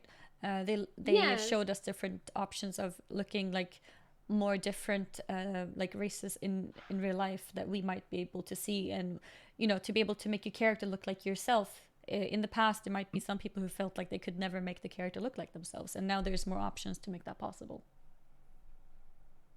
I know in Warlords, when they updated every race, they had a blog explaining how it was updated and like the reasoning. I think it would be cool to have something similar for the customization. Like, how did you come up with the idea that the night elves should have the leaves versus the Tauren have the flowers, or why do only undead get pink hair? Why did you do blood elf bracelets versus body jewelry, stuff like that? I think people really like hearing about that stuff. Extending on this, go ahead, you go. Yeah. No, I was just going to say, especially like the design motivations and the design ideas behind it. Why do you give a blood elf golden eyes or silver eyes or green eyes? People to this day still confused about, wait, are these high elves now? Are they blood elves? And why do the eyes change? Yeah. And of course, that deserves a bit of explanation, because they are still blood elves, but they're going back to the old form. And they've mentioned it a couple of BlizzCons ago, where they already hinted at like the natural progression. I think it was a Q&A. Was going to be from green eyes back to the blue eyes because it was no longer corrupted. But people didn't pick up on it. People forgot about it. It would be really nice to give an Who got explanation like corrupted is now Golden Eyes because they came first. You know, they with the added the high Golden elves. Eyes. Well, they added the And Golden Eye options. I think at BFA launch or with the Blood Elf questline. So Hmm. people may have thought like, oh, if we're purified, like we can go back to having Golden Eyes. But it's like, oh no, it would be blue, but we don't have the blue eye option. Exactly, and the mhm. golden eyes then came from that core of the Naru that was dumped in there because it's now light and arcane, and people are like, "Oh, is that so?" Like Yeah, I'm it would pretty be sure nice like to have like a little bug. 99% of people on the character screen like don't know that. They're just like, I can have yellow and green eyes, but not blue. Like, Mm. Yeah. Mhm. See the need Um, you on the team perk needs to happen. yeah. Yeah. And you Your little novel. like infographic pop up that's like, did you know that like blue eyes are just blue with like a big whole story behind it. Yep. I wanted to extend on the whole customization thing and mention, you know how we talk about there were preset faces. You get this hair color, not hair color. You get this eye, you get this facial expression, and that's your whole face. You can't really separate anything from it. And now we're able to pick and choose a little bit, choose the eye color, for example, potentially add makeup, etc. Maybe change eyebrows. What do you think of the idea of potentially changing the age of your character? Look a bit older or look a bit younger? Do you think that's ever going to become a bar that you can turn right and left? Huh. Because right now there are certain faces that look a bit older, and then you're kind of like stuck with that. But what if you like a specific face and you want that face to look older? Is that possible? Hmm. I mean, I think customization, the sky's the limit within reason. Like, it still needs to look like a Kalteran or a Night Elf. Oh yeah, for sure. Um, but the It would be more the like merrier, in subtle my opinion. wrinkles, I guess. Yeah. You want to make like a shorter, older human, then make some sliders for it, or some taller, younger human. Yeah, hell yeah, be well I for think that. that it would be interesting if you made a character look older, if that could affect more of their body as well. So, for example, like maybe there would be like more wrinkles on their arms or legs as well, because it would be weird if you have this like perfect muscular body and then you have like, oh look, they just have a little wrinkle on their eye and gray hair. I mean, to be fair, there I are don't know, some people that muscular are grandma.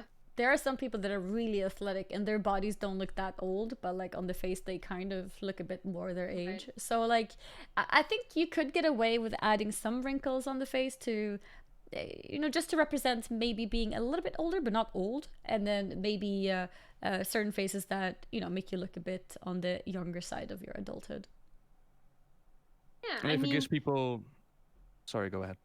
I said that they said that this was going to be like an ongoing process, so maybe we'll keep going as they develop more tech to do this. Like Mm-hmm. when we talked about the Night Elf scars, now it was using some new tech. Maybe like that's an overlay on your existing options. So Yeah. maybe something like looking older or younger would be an overlay on top of the face and all the other options Mm-hmm. you've already chosen. Mm-hmm. I think that could be interesting because maybe you want to look Yeah. like you're in your 20s, but maybe you want to look like you're a wiser person in your 50s, for example. Yeah. How does Final Fantasy deal with that? Because I imagine that they have a massive amount of customization, right? I've never played it, I don't know. But I Yeah, have me seen a neither. lot of different RPGs in general where you are able to change the age of a certain face. But I'm not sure how it is in Final Fantasy. Mm. Somebody says that Final Fantasy is all baby faces. I don't Oh. know if that's the case. It's just presets. Okay. Okay.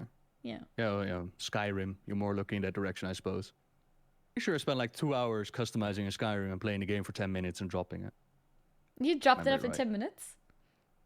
Nah, not 10 minutes. I reached the dragon up on a mountain, bored because he told too much story, and I just wanted to scream at dragons. I mean, I haven't played Skyrim, but from what I've heard, it's a huge game. It's a lot It of is. incredible things that you can do. So here that you played it for 10 minutes, it's kind of funny. But yeah, I have never played Skyrim. But apparently that's not something Novel would necessarily recommend me. Not like Avatar. No, Avatar is 100% recommended. Skyrim needs to grab you, but if it does, you are looking at like 1,000,000 hours of gameplay. Gotcha. Okay. Sorry, I'm derailing a couple of times today. I think we had topics. Yeah, I That's think okay. that actually wrapped up our customization section. I think we had some subs in the meantime, but then we can move on to general build and some lore stuff. We've already covered some of the Yes. general build, so that won't be super lengthy. That sounds good. Yeah, the lore stuff, that's when Perk and Noble go ham. Before we jump into the general build things, we want to thank Sylvia Dream for the 3-month resub. Thank you for supporting Wowhead. And So- yeah, that means now we can jump into this. Apparently, there's something about a mentorship program, or do you want to tell us more about that, Perk? Yeah, we don't really know. We just there are strings, and there's a bunch that are called New Player Guide System with things like apply to become a guide, or stop guiding players. Thank you for helping newcomers learn the game. Interesting. Are you a knowledgeable player who wants to help newcomers? You'll be marked with a special icon in the world so that newcomers will be able to recognize you and vice versa. That's actually really nice. I like that, because I personally know that there's people who go like so far just to help people who have questions, and then I know some people who just call them dumb and tell them to Google it. So I think it'll be nice if there's a way to be able to determine, like, hey, this player is actually happy to answer questions if I have any. I think that's great. Yeah, so I don't know what form this is going to take, or you can't be a guide if you have a penalty on your account history. Oh, interesting. But yeah, I wonder, what criteria they're going to use. Like, if you have to renew after a certain point, if you get any incentives to sign up and do this. Like, if you help so many people, you get a mount or a pet or a title. Like, I think a title would be cool if it's like, so-and-so the helpful. Yeah. Well, and as some in the chat are mentioning, like, the trolling potential is there, and I can also see the exploitation potential. Imagine help 25 how do you report people. someone? Like, this person is unhelpful. Like, how do you report that? And then this person comes back, we're like, look, I tried to explain where to go. They don't know how to move in the game. I tried to explain Google. They don't know the internet. I'm literally dealing with a 6-year-old. It's not working, Bliss. I helped Nope, them you're navigate penalized through now. Wowhead. Yeah. But it is So a cool concept. It's just like, imagine if you need to get 25 people to get a mount, and then all of a sudden it's just being spammed. Traders being spammed with like, please let me help you, please let me help you. Can also see that will be let me help you. Maybe there shouldn't be any rewards for helping, at least not initially, because people shouldn't help just to get a title or any other kind of reward. I think at the beginning, at least, it should just be purely those who want to help. I think they should stick out and sort of be able to have their own role for it. I think I do see it being like abused wrongly if it's a thing of like, I need to help 10 people so I can get this title. Does nobody need help with this quest? Recruit a friend. Yeah. So I think flagging yourself, probably skip rewards. Yeah. Flagging yourself as a helper. Like, I don't know how many times I've been in a dungeon where people were too afraid to speak up and ask how a fight works because in their experience they will instantly get kicked. Yes. This system could help. Like, I actually want to go into a dungeon where there are learning people. I love explaining fights. I love people telling people what to do. Yeah, exactly. So I really enjoy that. But I can understand somebody else who goes into a queue, just wants to get their stuff done. They don't want those rookies in their teams. So that could work out in the queuing system as well. Yeah, no, I think it's great because then people can see it and be like, oh, okay, this is somebody who's happy to help, so I can ask questions. I think it's awesome. I do think they should not reward because that would bring the wrong people to mark themselves as such.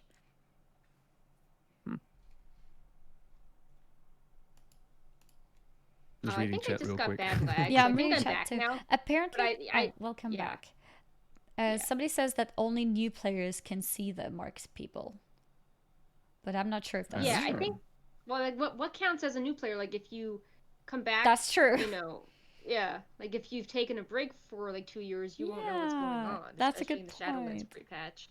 Yeah, then you'd want to also be able to ask questions and see who is helpful. Yeah. Interesting. Well, I guess we'll see. It's gonna be interesting to see how that is planned out, to see what Blizzard had in mind for helpful people. Yeah. So we were going to right paw. His head was just there. We were going to cover the new Ashbringer model, but we covered that earlier.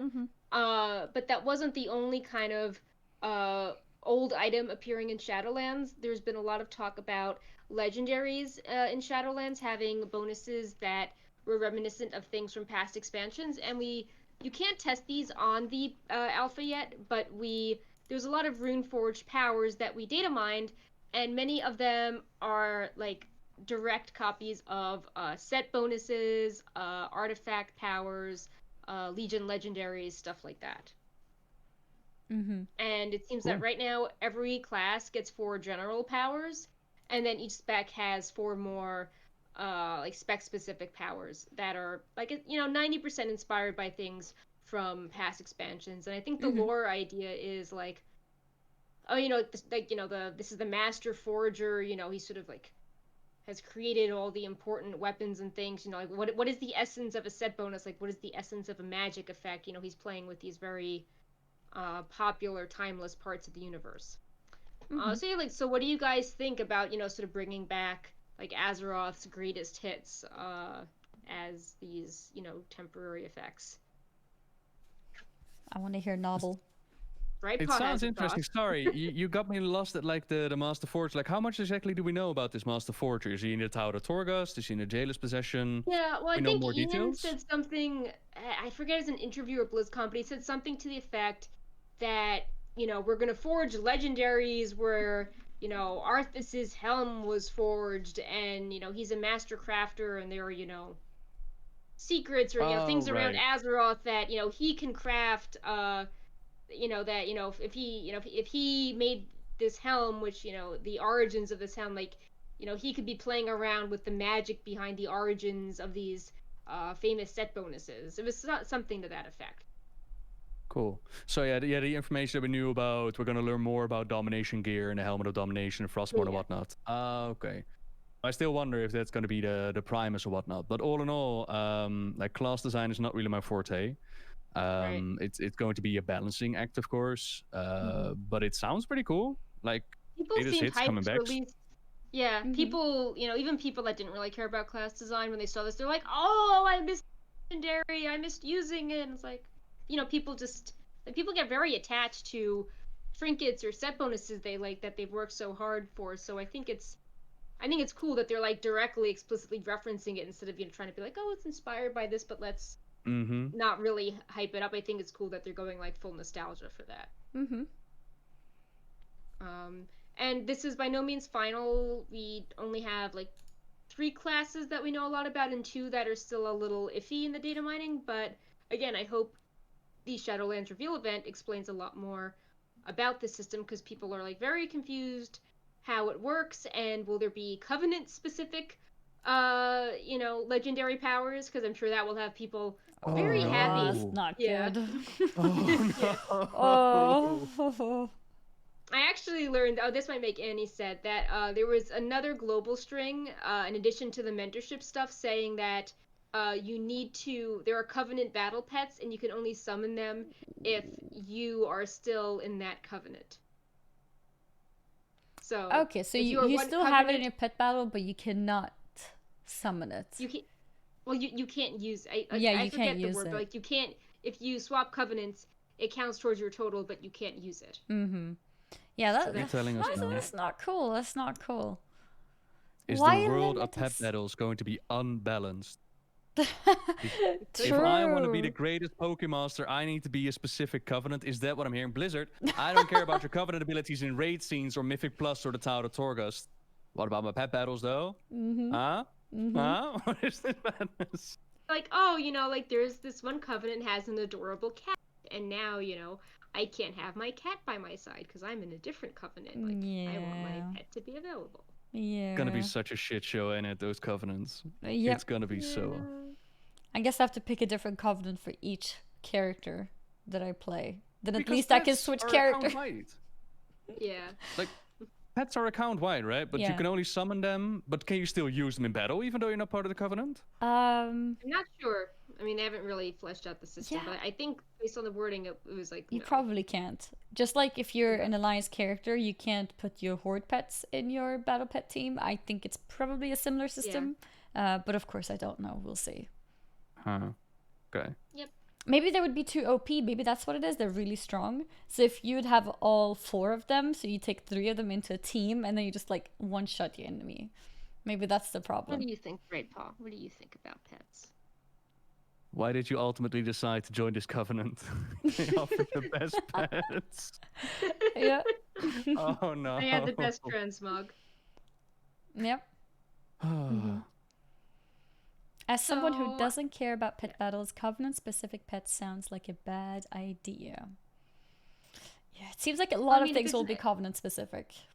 Yeah, I suppose there are mounts that are covenant specific. I can see a lot more people being sad about, you know, a covenant specific mount.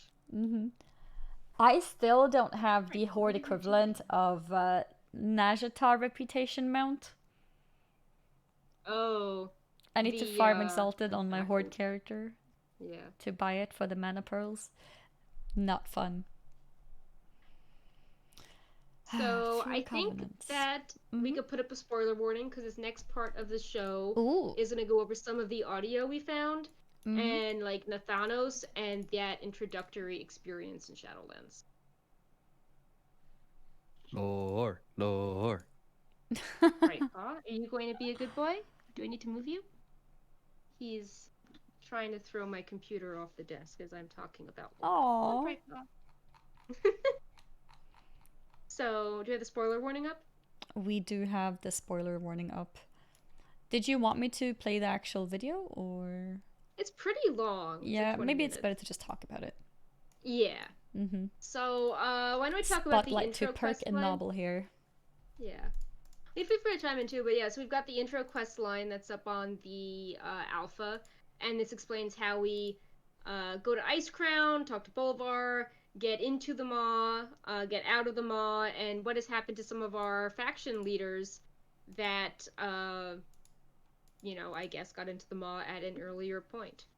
So, what stood out to you with this quest line, Nobble? Because to me it was very like flashy, looked very cool, and it raised some more questions about like the flow of time or who the jailer is working with, or why are, even with the Alliance and Horde, like why are some people absent? Why are some people that seem neutral picking a side now? There were lots of little details that stood out to me. Yeah, like the general setting, and for those that are completely unaware of what's going on, the Maw is basically hell, and you're not supposed to be ending up there if you're a good person, but now everybody ends up there. And Sylvanas, her minions, have been going around kidnapping like key leaders amongst both the Horde and the Alliance. People like Anduin, for example. Like, who kidnaps Anduin? It's like kicking a Aw. puppy. You don't kidnap Yeah. Anduin. And Jaina shows up, and Bane shows up, and Thrall shows up. Tyrande is part of the crew that actually goes in there, and she's very much Night Warrior. She's like, "Roar, I'm gonna kill Sylvanas." So as we jump into the portal, created with the shards of Frostmourne and Bolvar's of Helm of Domination and Bolvar's aid, we end up in the Maw, and Tyrande's just out of there. She's just gone, and we don't see her anymore. So yeah, you reconnect, you discover more about what the Maw is about. You get a bit of a glimpse of what the Tower of Torghast is going to be about, which I really appreciated. What really stood out, like one of the key things that I was like, this seems a bit odd, is that these members, Jaina, Thrall, been in the possession of the jailer for quite a while. They don't know exactly like weeks or months, time where you get tortured, where you're in the Maw. That was not the greatest time, so who knows? And we know from past dialogue, I believe it was the Death Knights that were talking to like the horse guy in the Death Knight area. It was one of the first clues that was like the Shadowlands time, similar to how in the Twisting Nether, it doesn't flow the same as it does in Azeroth. So who knows how long they've been tortured and stuck in the Maw and just the realm of eternal torment. And yet, I did not get the feeling that they were tormented. Jaina's being a badass, flipping everybody in a tornado. Thrall is hitting people with his crossbow, which killed me. Absolutely killed me. And Anduin is sitting there like, I won't give up hope, and Bane is saved. And it's like, I kind of missed out the part where I really got the feeling of, yeah, you've been tortured for infinite amount of time. Yeah. No, Is if that right, like Paul? Do you agree? I feel that I don't know if it's like a mental torture, how they think that they are always escaping, but they end up in the same place. So like they get their hopes up and then they keep, I I don't know, like failing at it. There was this line that was interesting about I feel like they're trying to test us by keeping us here, which reminded me of the other times we faced bosses with unclear purposes like Crucible of Storms, how N'Zoth was, actually testing us for his complicated plan, and we didn't realize that at the time. Yeah, yeah, definitely. So, yeah. Because at the same time, we also learn, for some reason, which is not explained, even if these heroes were able to break the cages and get to the same exact spot that we did, they wouldn't be able to get out because there's a stone, which is mentioned by like the first ones, and the jailer and his forces don't care until, of course, we show up and all of a sudden this stone starts activating. I don't know if it's because of the heart of... Right? The mall walkers, the special The ones. mall walkers, yep. And what you mentioned, like, he seems to want us for a purpose. They also later mentioned that he's going to convert us to his side. That kind of seems to be the end goal. So they couldn't really get out of there, even if they wanted to. Yeah, another thing that was interesting, which this seemed to be a brand new thing, was how when Sylvanas shattered the helm of domination, her soul became indelibly linked to the helm, much as mine had become when I donned it the first time.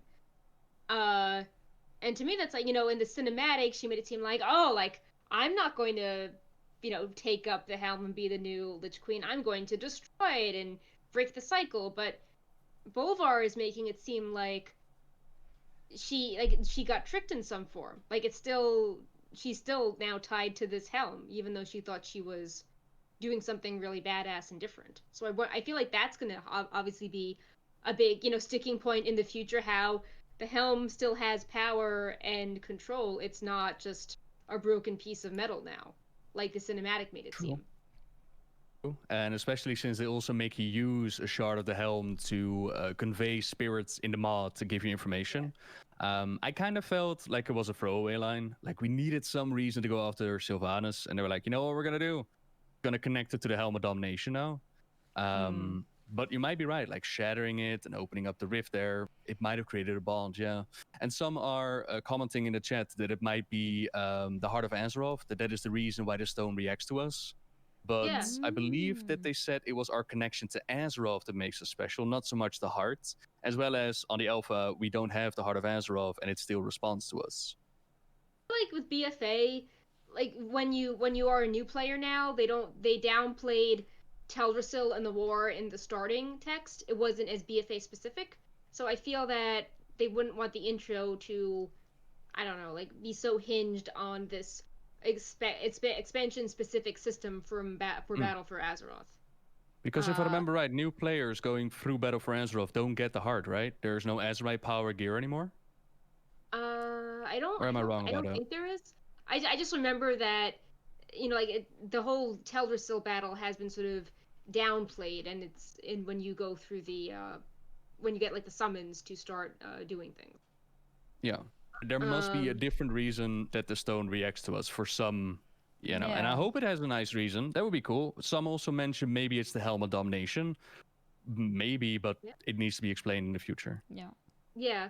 Also, Helya shows up, which is if you've done Maw of Souls a billion times in Legion for Mythic Plus, you're very familiar with her.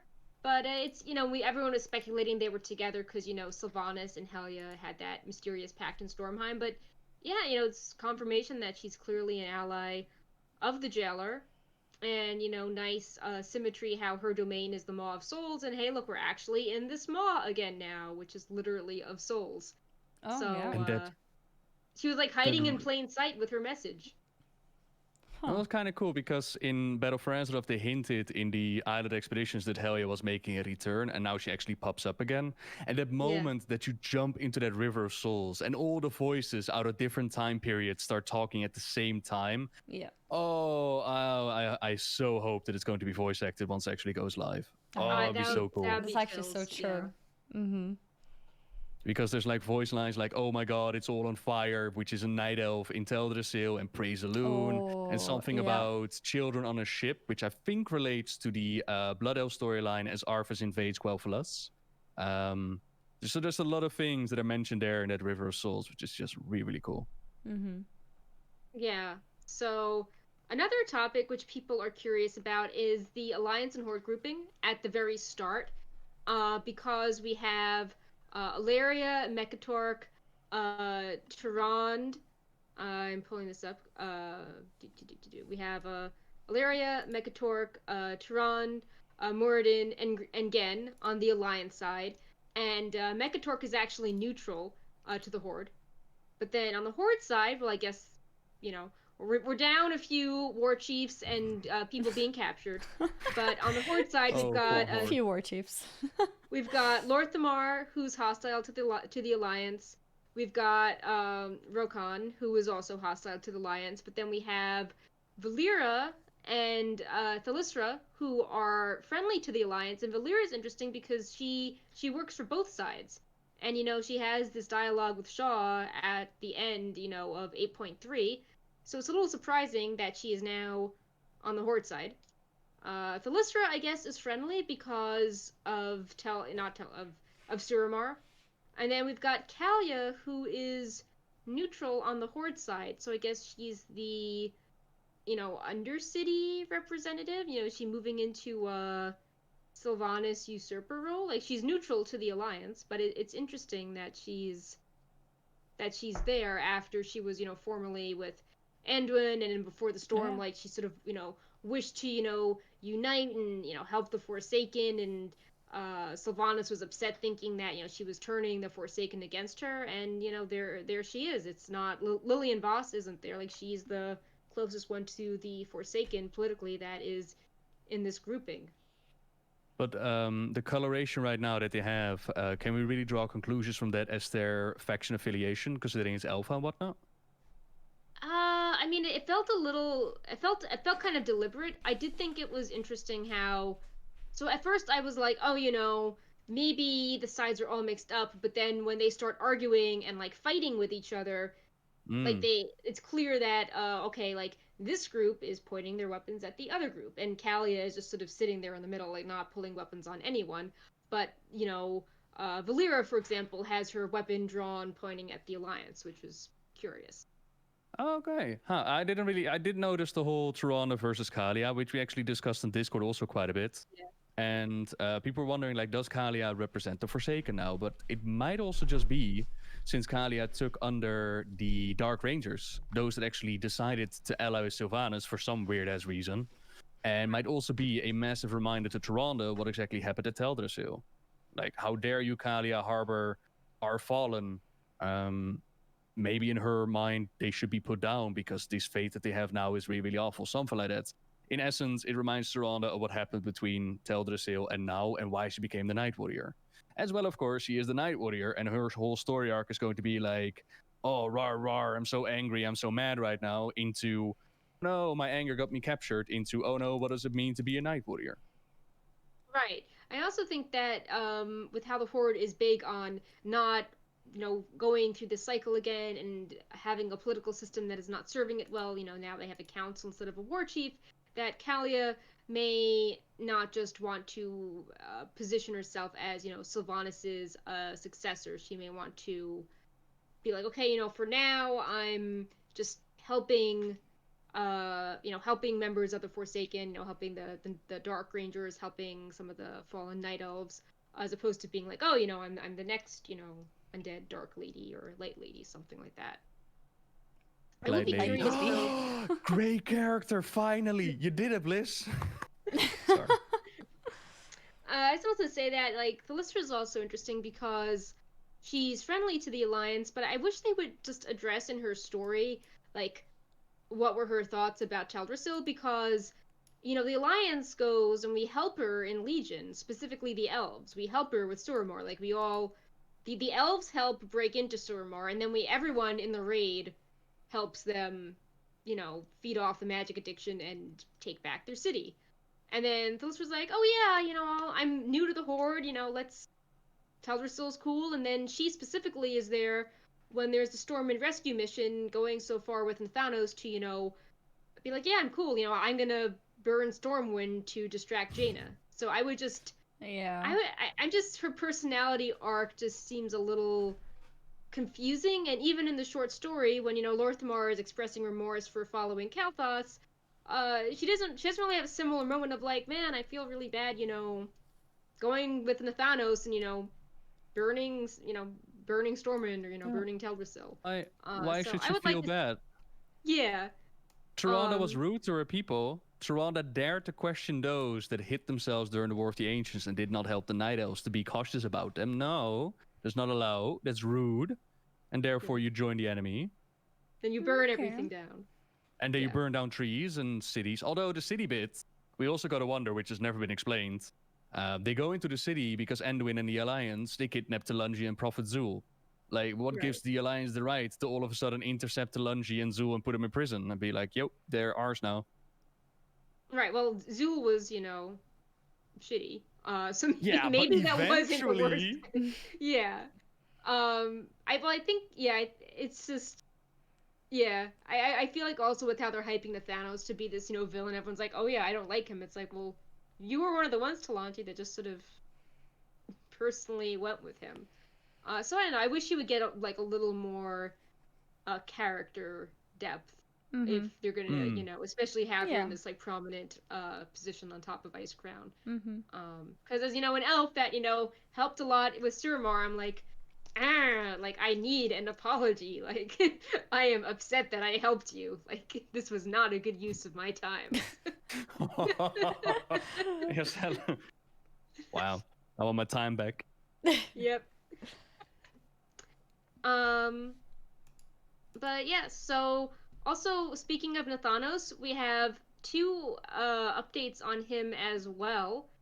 One that he is an outdoor boss, and the other that we have another Shadows Rising novel excerpt focusing on him and kind of, I guess, trying to humanize him a bit, although he once again sounds like an ass when he's the outdoor boss. Of course. I have a confession to make. I have not read any of the excerpts except for the first one because I want to read the story start to finish. Okay. So I don't know how they humanize them, but I can't wait to hear. Can't wait to hear.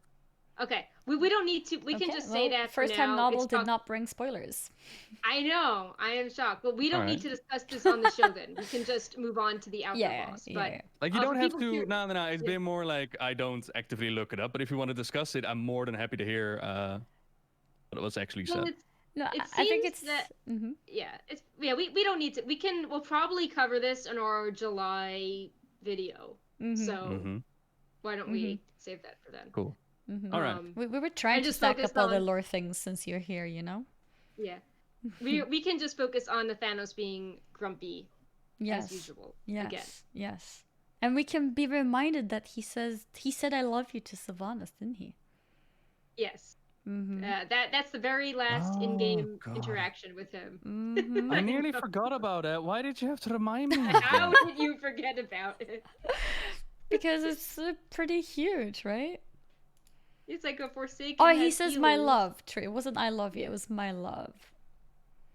Pretty simple. I mean, in a short story, they also confirm it that there are still feelings between Nathanos and Sylvanas.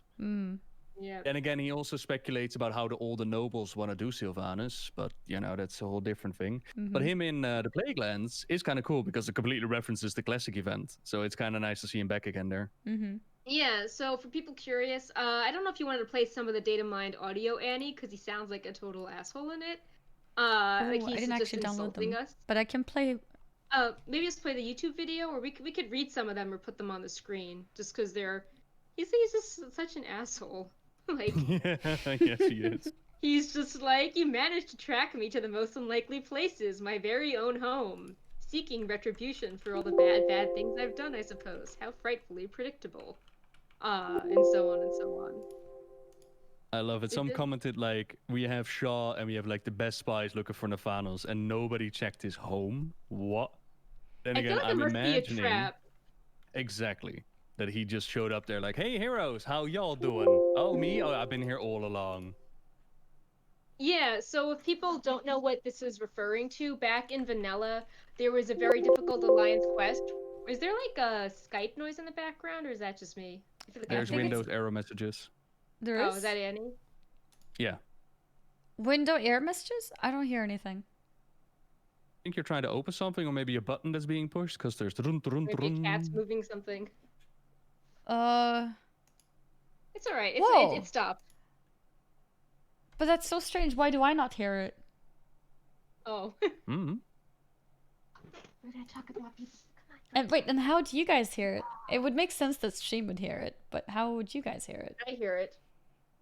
I mean, maybe your sound is currently being broadcasted through our channels rather than your own. Yeah. Shouldn't be. Mm-hmm. Anywho, Okay. stop now. Maybe your Yeah, computer we're knows good. we're talking about Nathanos and is like, please stop. Error, error. Yeah. We don't like Nathanos. I was like searching through the texts. Can you guys in chat let me know next time it makes a sound? Okay. Huh. Very So strange. yeah, so if you didn't play vanilla, Nathanos had like an elite quest for the Alliance where my cat is trying to kill me. And Nathanos is trying to kill us. Oh, am I- And you go to his house in the Eastern Plaguelands, and him and his hounds attack you, and you need a pretty large elite group to take him down. And now we're back at his house. His hounds are still there. They look a lot more undead and gross. And he's taunting us, and even some of his lines are referencing it because when he's like,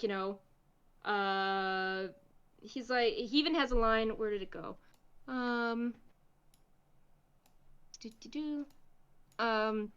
I've never been much for sentiment, but this takes me back to the old days.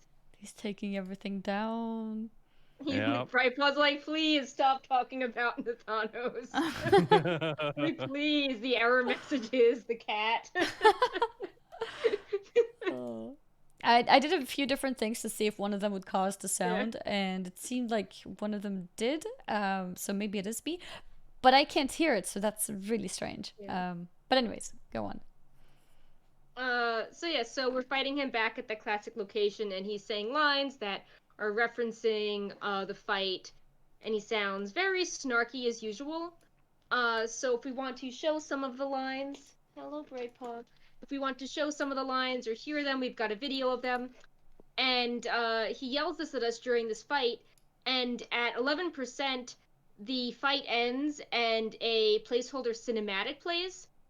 And that makes us wonder what happens to him. Like, was it a trap? Does he escape?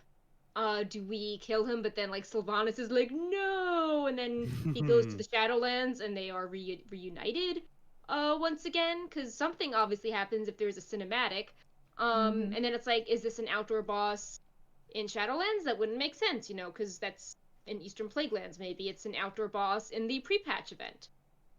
I mean, imagine pre-patch, right? Like a Valkyrie that shows up and it carries him away, or maybe Sylvanas that maybe his allegiance to the jailer has unlocked the ability to vape out of there like Sylvanas did, and maybe he'll do the same now. Oh. Yeah. Nathanos is blasting off again. Or maybe if Sylvanas is safe now and doesn't need the Valkyrie, maybe if he dies, she'll use the remaining Valkyries on him to like protect him. Because they made that such a big plot point, then they just dropped them. So it would be nice to get resolution on that. But even if we would kill Nathanos in that moment, right? Even if we ended his life, then his soul would just end up at the Maw Sylvanas anyway. So it wouldn't matter. Maybe that's maybe we're meant to be like so focused on killing him, and we don't know how the Maw works at this point. Then it's like, oh, we just sent him to the place he wanted to go. We gave him That's a interesting. fast travel. Yeah. So, but yeah. Also, what I think is really interesting is that we data mined these lines were Frightpaw. No, we data mined these lines a while back, and we like sat on highlighting the lines for a while. And no one could find Nathanos on the alpha after we posted the lines. I'm sure people checked his house. But then, like, right after Blizzard Watch published the Shadows Rising bit with Nathanos, people started noticing Nathanos on the alpha. They finally found him. So I don't think that was coincidental. I think it was like a, hey, let's start talking about Nathanos again type moment. Good like, PR, they only spawned him after that that highlight on him came out. So you've read the preview of the book, right? Did I understand it right that Anduin goes off on a mission and leaves Terrellian behind to lead the kingdom or Greymane or something? So there's only certain parts of the book available for public consumption. And in another excerpt, yes, Gen and Turalyon have different viewpoints on how they want to handle things, and Anduin puts Turalyon in charge. And then with this voiceover, why don't we discuss that voiceover next? I'll move it up the note. Mm-hmm. Then in this voiceover we found, it seems that Anduin went off on a mission, is missing, and Turalyon is still in charge. No one assumed Anduin would go missing, and Shaw and Gan are kind of like, hey, don't you think you should be on the throne instead? Which could set up the situation for the first signs of alliance unrest. Okay, because in Before the Storm, Anduin pretty much appointed Greymane as Lord Regent, or Regent Lord, right? Yeah, but he didn't know that Turalyon existed at that point. But I was wondering if Greymane is perhaps hesitant to actually sit on the throne, or if he rather have Turalyon do the job for him. Well, in the Alliance, in the Alliance excerpt from a month ago, they made it seem like they were both giving Anduin counsel on what was the best way to go about tracking down Sylvanas, and Gen is like, he's also like, I don't trust Talanji, like like the Horde, they hate us. Like Gen is more like, I hate everyone type thing, and Anduin preferred to take Turalyon's approach and appoint him High Commander.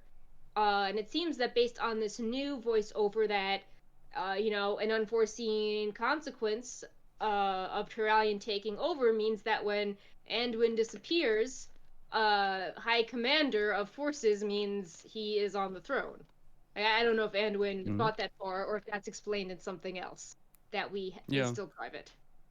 Which is kind of cool, because some have related it to an Il'gynoth line, which is the Crown of Light will claim the throne or something like that, and only darkness will follow. I do not remember it from the top of my head. Was it Il'gynoth Ny'alotha or Emerald Nightmare? I'm trying to pull it up. I think Ny'alotha, because I'm pretty sure I got the Emerald Nightmare ones memorized. Hang on, to the websites. The Crown of Light, only shadow will bring. Crown of Light, only shadow will bring. But I guess knowing that Turalyon is on the throne means he doesn't die in the novel. Yeah, the Crown of Light will only... Interesting, the Crown of Light will only bring the tail swipes. Right. Damn. Because I know, like, everyone was in that Three Sisters comic. People were like, man, like, Ilaria and Turalyon don't really seem to be getting along well, or the voices want Ilaria to kill him, and if he is on the throne and Ilaria is an Ice Crown, they've clearly both survived and have not, destroyed each other since that comic. Yeah, but also the stay a while and listen dialogues that are happening from the Stormwind makes it pretty clear that they're cool with each other. Brightpaw's no, your camera is mine now. I want to be on the show. Yeah. Adorable. I found this. I do not have a cat. No, I had a cat once upon a time. I do not have one anymore. And Maya likes it. It's the Wowhead rocket. There he goes, messing up the microphone. But yeah, so I don't know if we can hear the Shaw ones, or if you just want to put a quick picture of the dialogue on the screen, Annie. It's not as long as Nathanos, but it's basically like, King Greymane, you shouldn't remain out in the open. We need you in the throne room. I don't question the High Exarch's ability to defend the Alliance, but as a king yourself, don't you think you should sit upon the throne? So it's like, even if Greymane is trying to play it cool, it's like Shaw is, seems like he's in favor of Team Greymane instead. And also in this, also in this dialogue, they say the Ebon Blade has extracted the Lich, then they correct themselves, the High Lord, from the battle in Ice Crown. So it's like, when is this going to come to light that, Bolvar, they're calling him the High Lord once again, not the Lich King. So when is this going to be public knowledge that Bolvar is alive and was the Lich King for a period of time? I mean, the Lich King information has been available. Like, public knowledge is different, but it has been known among certain members for quite a while. Yeah, but not Talia or the Stormwind public. No, true. I'm still confused why Talia has not done the whole Bolvar meeting thing yet. Like, when is that gonna happen, Blizzard? Well, maybe Anduin would have set up the meeting, but he's missing. So, Yeah. Jaina is in the Maw with this quest line. So, is there anyone that knows that link? Like, I guess Shaw would know the link, would he? I mean, it's Terralion wouldn't know. Maybe. Again, maybe would know, but he hasn't let on that he knows. Hopefully, So, a plot that they're gonna play with is Shadowlands. That would be kind of cool. yeah. So, but I think this also could set up the alliance having division if it's like Terralion versus Gen, and then we've got Tehran that doesn't really seem to be happy with the rest of the alliance. So maybe there could be some, I don't know, dissent, or there's always the jokes that, like, Anduin's really young. Why is he the High King of the Alliance that all these other experienced leaders have to follow just because he's Anduin? So Yeah, and that is a really good question. yeah, like the more you think about it, it's just like, like why does there have to be a war chief? Why does there have to be a high king that must be a human in Stormwind? Like you just sort of question these things as time Like goes his on. dad kind of earned it, and then his dad died, and then all of a sudden they decided to pass on the title of High King, like it's a crown passed on in a kingdom. But that's not how it works. And they should have been playing with this so much earlier, and it just didn't happen. Even Sylvanas recognized it. I believe it was in the Battle for Azeroth pre-stories where the leaders following Anduin is more so a courtesy rather than an obligation. Right. And it's a really interesting plot point to create some conflict within the alliance, and I feel like they should pull on it. So, I mean, we also knew that after the Fourth War, like, Tehran was really upset, being like, this is it? Like, you're happy with this compromise? Yep. And Greymane thought it was garbage too. And it's like, no matter what's going on, no one is like, hey, how do we help Teldrassil? Like, there's no throwaway line about that. So you can see why the two races inhabiting it would be pretty feeling let down by the rest of the alliance. Like, oh, we're meant to give troops when you want to go into Dazar lore and kill the king for some, random reason, but when our home burns down, then you don't have resources for us. Like, what are we getting out of this deal? Didn't they mention that they were going to go to Nordrassil at the end of that meeting? Did they? I mean, remember, but even in the pre-patch, Anduin is like, I don't have foot soldiers, but I'm bringing boats to Teldrassil, and like that never happened. Yeah. The boats didn't appear. So, and I mean, like the whole early part of BFA, they were emphasizing how he was sort of untested in battle, like how Jaina and Illyria kind of turned the tide in Lord of Honor, like he sort of rushed into traps, and the whole ending thing, he's like, oh, I'll give Sylvanas, my terms, and Sylvanas is like, I'm just gonna, drop goo on you, like I don't care about your terms. Yeah. The invasion of Lordaeron was, yeah. She would have won 4 times over, was it not for Ex Machina showing up and be like, hey, there's Jane on a boat, and oh yeah, Anduin can fight now. And oh, there's Mekatork with the Void Elves. Enjoy. Anduin can fight now. Seriously, Anduin as a character grew up because, like, his dad was the fighter, right? Yeah. Varian, Charlemagne. Right. But Anduin was always different. He could throw a dagger and maybe shoot a bow, but his connection was to the light. And then Varian died, and the excuse that they used, even though Anduin, through his lifetime, every time he was taught by somebody how to fight, he sucked at it. Then when his daddy died, that's when he started paying attention. All of a sudden, he's holding his own on the battlefield and just smashing people up. And he's like, yeah, okay. Okay. A paladin, not a priest. Yeah. He re-rolled. It's fine. He re-rolled, yes. Put on some plate armor. Uh-huh. Apparently, if you quest with him in the Maw and somebody else, like, you know how you have a named NPC and then when somebody else sees you see like a Frostwolf? Yeah.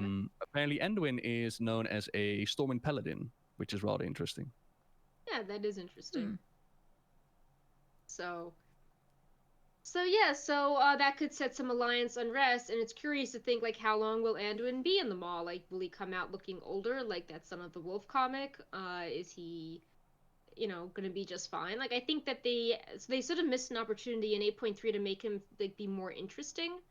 Because I guess they were just trying to, like, rush the story out and focus on Shadowlands. But, like a son that was randomly appointed to a kingdom that doesn't really have the experience to take over and dealing with the loss of his father and trying to be a foil to Sylvanas and being scared that he doesn't know what he's doing I think that there could be a lot there to explore with him. Absolutely. Rather than, oh, he just senses in his bones that what he's doing is right Yes. and he can do no wrong, right? There's a lot Right. more Yeah. interesting storytelling than it's just Anduin and he can do this now. Yeah.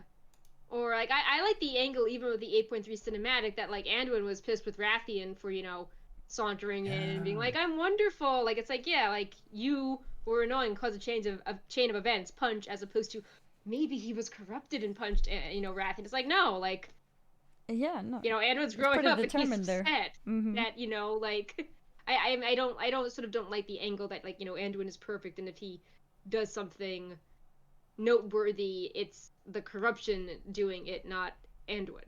Yeah. I'm actually wondering if Anduin has ever done anything that just was wrong, and I don't think it did.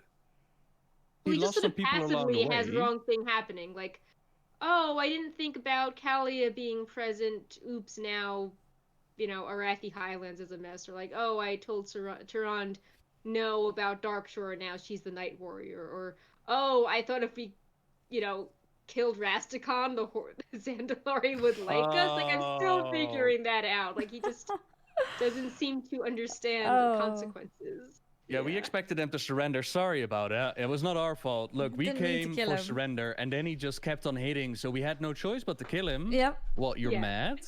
No peace? What? Yeah. My intentions were great. Exactly. He's like I identify as a good person, so therefore I can do no wrong. I identify as good, therefore I'm good. Yeah. Mm-hmm. Speaking of someone who the Blizzard has said is not identified as good, we've got some interesting voiceovers of a lady yelling at Kel'thuzad. Oh yeah. And she's really getting into saying why he's a bad person with many sins. Could we let people hear like the first bit of it? Because it's really good. Yeah. I can play it. Yeah. Sweet. Just give me a second. In his current Here. state, Kel'thuzad Sunstrider is a danger to everyone. Impudent. Okay, I just realized I can't hear anything except I can hear you guys. So there's something Okay, we really can hear it, funny with though. my soundboard. Yeah, your sound is being broadcasted to us rather than to you. Yeah. That's really strange. But I'll keep playing it. I think it might be a bit loud, so I'll turn it down a little bit. Is it like at the very start of the video as well? Yes. Cool. I think. Yeah, should be. Yes. Voiceover discussing Kel'thuzad Sunstrider. Yes. Okay. Let's play it. In his current state, Kel'thuzad Sunstrider is a danger to everyone. Impudent child. You do not give orders here. The very arrogance that doomed you in life. Help me identify the true sins of Kel'thuzad Sunstrider. What character flaw most hindered Kel'thuzad? Jealousy, arrogance, or greed? Your arrogance swells within you, like so many other tyrants. When the Sunwell was destroyed, and Kel'thuzad was desperate to regain a magical connection for his people, who did he surrender his will to? The Lich King? The Old Gods? Or the Burning Legion? Kil'jaeden exploited your arrogance, paranoia, and obsession to bend you to his will. How did Kel'thuzad fail his people? Did he abandon his people, betray his people, or corrupt his people? Kel'thuzad Sunstrider committed all of these sins against his own people.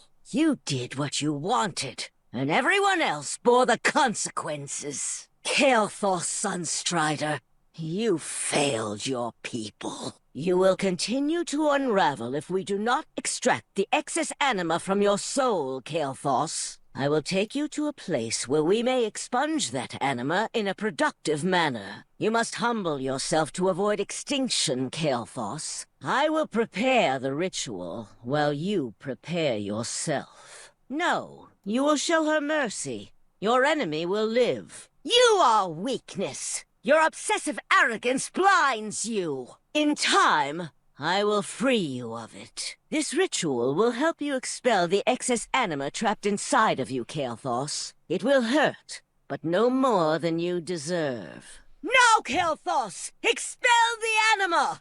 Impotent fool! That anima binds your sin stone! Stand down.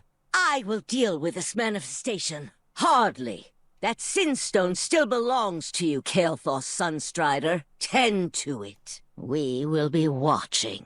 Tend to your own sin stone. The Maw is closer than you think. Serve your purpose. Every choice matters. Change yourself, or I will. I see. Have you come to confess? Every soul can be redeemed, if it desires to be.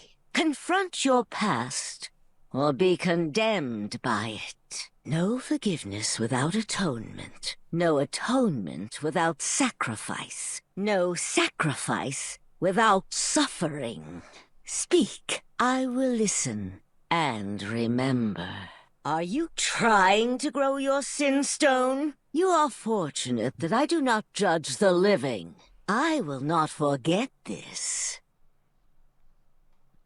Okay, Yay. I think it stopped So there. yeah, she is very intense. And she does a Yeah. lore quiz. I mean, how great is that? Yes. I figured out why the issue was there, but I didn't want to ruin the immersion by swapping it there. So Aw. I'm gonna do it now so I can at least hear what's going on my computer. Okay. Let's see. The quiz where she was pretty harsh when she asked how he failed his people and then was like, the correct answer is all of the above. I mean, she's not wrong. Yeah. And it's just really cool with the Sinstone, everything, like what you've done in the past. And I'm imagining that these voice lines are going to be the preset for what we actually encounter in the raid. I wonder, like, do we free him from corruption in the raid, and then the Venthyr are like, okay, well, we freed you, but you're still horrible, so we're gonna yell at you now? I mean, you have to wonder. It's hard figuring out the order of this. Yeah, I kind of imagine that this was like Covenant part, where you run into Kel'thuz and you try to help him, but he fails, so you get like the alter evil ego that we encountered in the raid. In the raid Yeah, itself, save there's him. a bit about And the anima, about they want to expunge his excess anima, but then something happens to it and the ritual goes wrong. So maybe that's how it becomes evil Kel'thuz.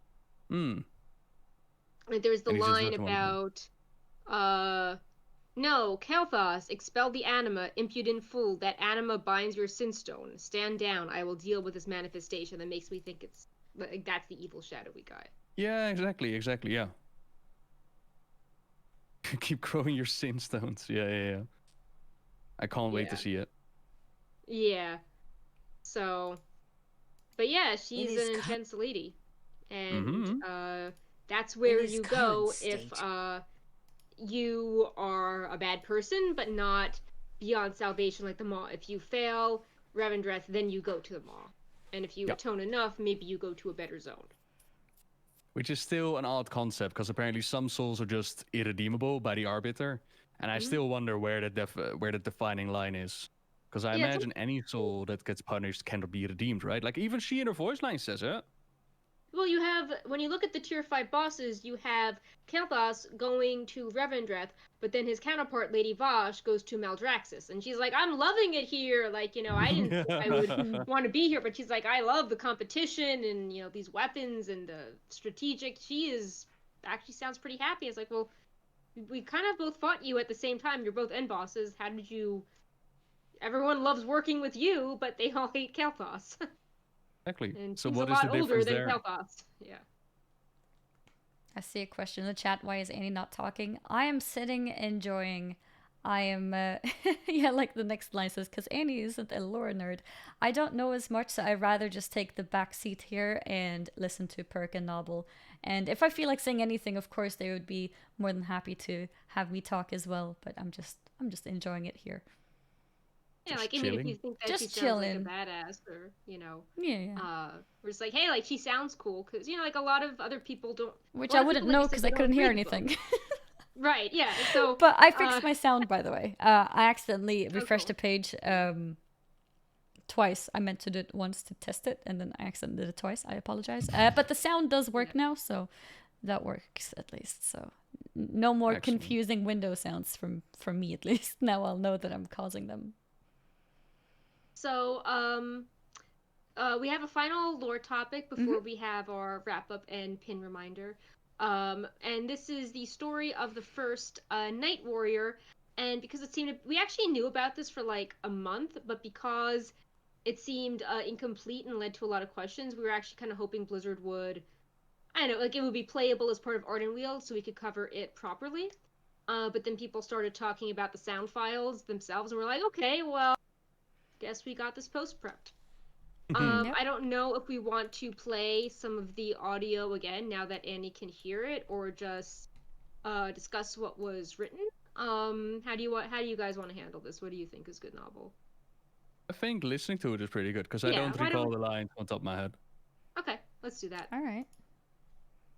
Let's see. Story of the first Night Warrior. So you guys had these files for quite a while, and then other people found it on your website. You were like, okay, this is the moment to talk about it. Yeah, like people just found, people can like get them on their own, and they were talking about it, and we're like, okay, well, this seemed to be a topic we'd like to present fully, but we couldn't. So we're like, okay, well, like there's a lot of implications, like our Night Warriors are on other planets. There are partners like killing each other. We just thought it would seem to be a good topic that would be good to present with more polish, but what can you do? Then her fate is sealed. Gotcha. Then Okay. I'll play it. There we go. Cool. Then her fate is sealed. My condolences, but you must let her go. For your sake, as well as hers. Please forgive my husband. Virnax became the Night Warrior to save our world, but he paid a dear price in the end. Virnax knew the risks, but we had no choice.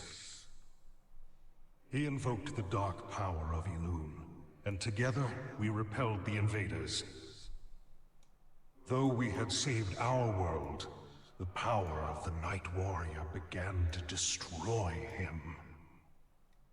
Desperate to save him, we attempted to lessen his burden by sharing Elune's power between us. But our gambit failed. We both lost our lives, and he has blamed himself ever since. Let us head for the Inner Garden. My apologies, Chandris. It is not easy for me to speak of the Night Warrior. More Spriggans? We're being ambushed. Never have I seen them gather in these numbers. Kadarin, no! What have you done to him? Kadarin. I cannot lose him again. Nothing happened. These Spriggans will pay for what they have done. For now, assisting you is all I can do for Kadarin. If I had only fought harder. Kadarin, forgive me. That should be enough anima. Let us return with all haste.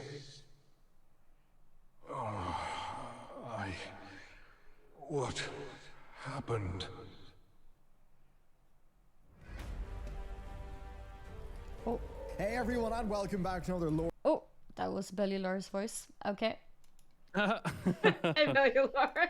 Autoplay. Ah. He is not here right now. Not hiding anywhere. It was He's busy autoplayed. making videos. Yeah, he's busy making videos. Oh. But yeah, that was cool. This time I could actually, hear something, not sit in 3 minutes of silence. It is time I had to open up the stream to hear, but If I yeah, would this- do this that, is- then they would hear it too. So I Mhm. can't do that. But yeah, Hi, It's a Benula. line about the Night Warrior. Like we knew from Tyrande in Battle for Azeroth, she's embraced the dark side of Elune, and it's even then it appeared to be the storyline of it's eating her up. She is vengeance. She is no longer the Tyrande that Chandris knew in the past. And there was a little bit of a stay a while and listen dialogue after the whole Anduin decides to go for peace with the Hordes. And Chandris is like, please give up these powers because, you know, you're being torn apart. So then, Tyrande goes into the mob with us, and she disappears, as you mentioned earlier. And I'm assuming that this dialogue takes place in Ardenweald, as they mention like the Higgins characters. Yeah, there's a few steps in the Night Fae campaign that mention the Night Warrior, and one is Daughter of the Night Warrior, and the other is Night Warrior's Curse. And then there are scenario steps like, you know, a desperate gambit, a peace made, a sacrifice paid, a moon's death, relive the last moments of the Night Warrior that make it seem that this is discussing, you know, this ritual that did not work out that the two male characters are discussing. Yeah.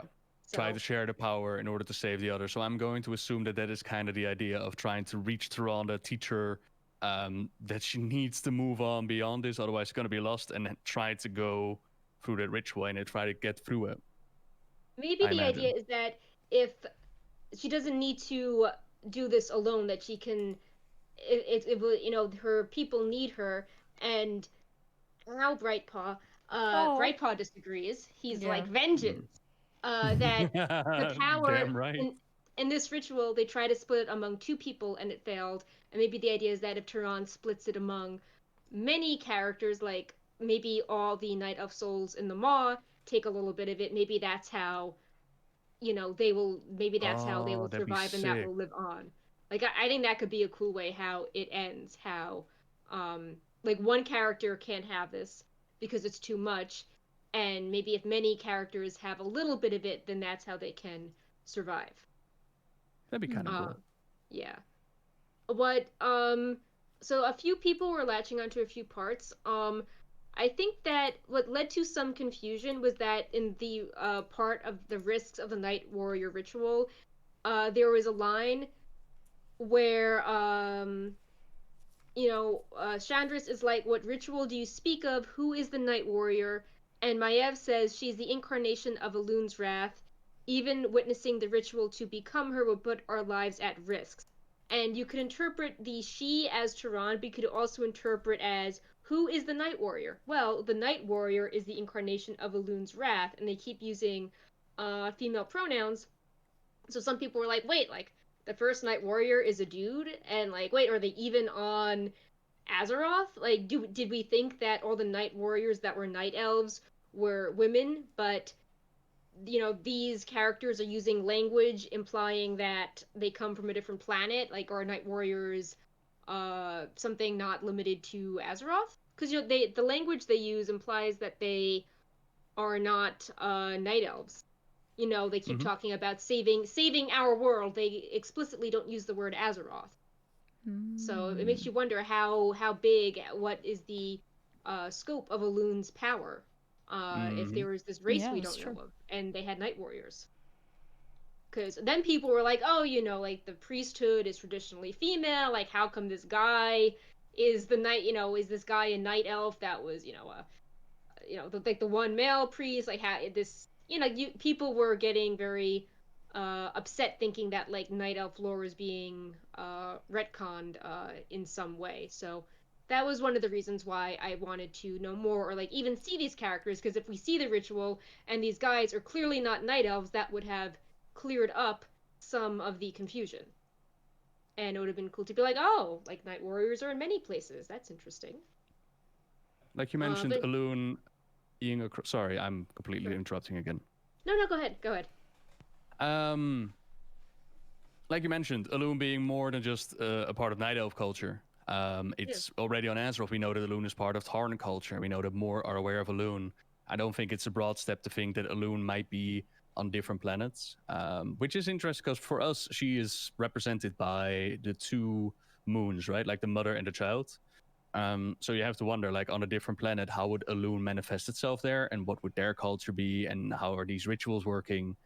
I also saw the feedback about what about a male because for those unaware, in ye olden days, the Night Elves were pretty much, the women were part of the priesthood of Elune, and the guys were like the warriors and the mages, because they weren't druids quite yet. That only came after Right, Malfurion I did like it. in the yeah. So then the males were more typically druids, and they were like sleeping. And because this speaks about the first Night Warrior way back in the day, like, yeah, what's that about? But I'm really, really curious to see how this is going to play out and what actually his role is going to be in the storytelling.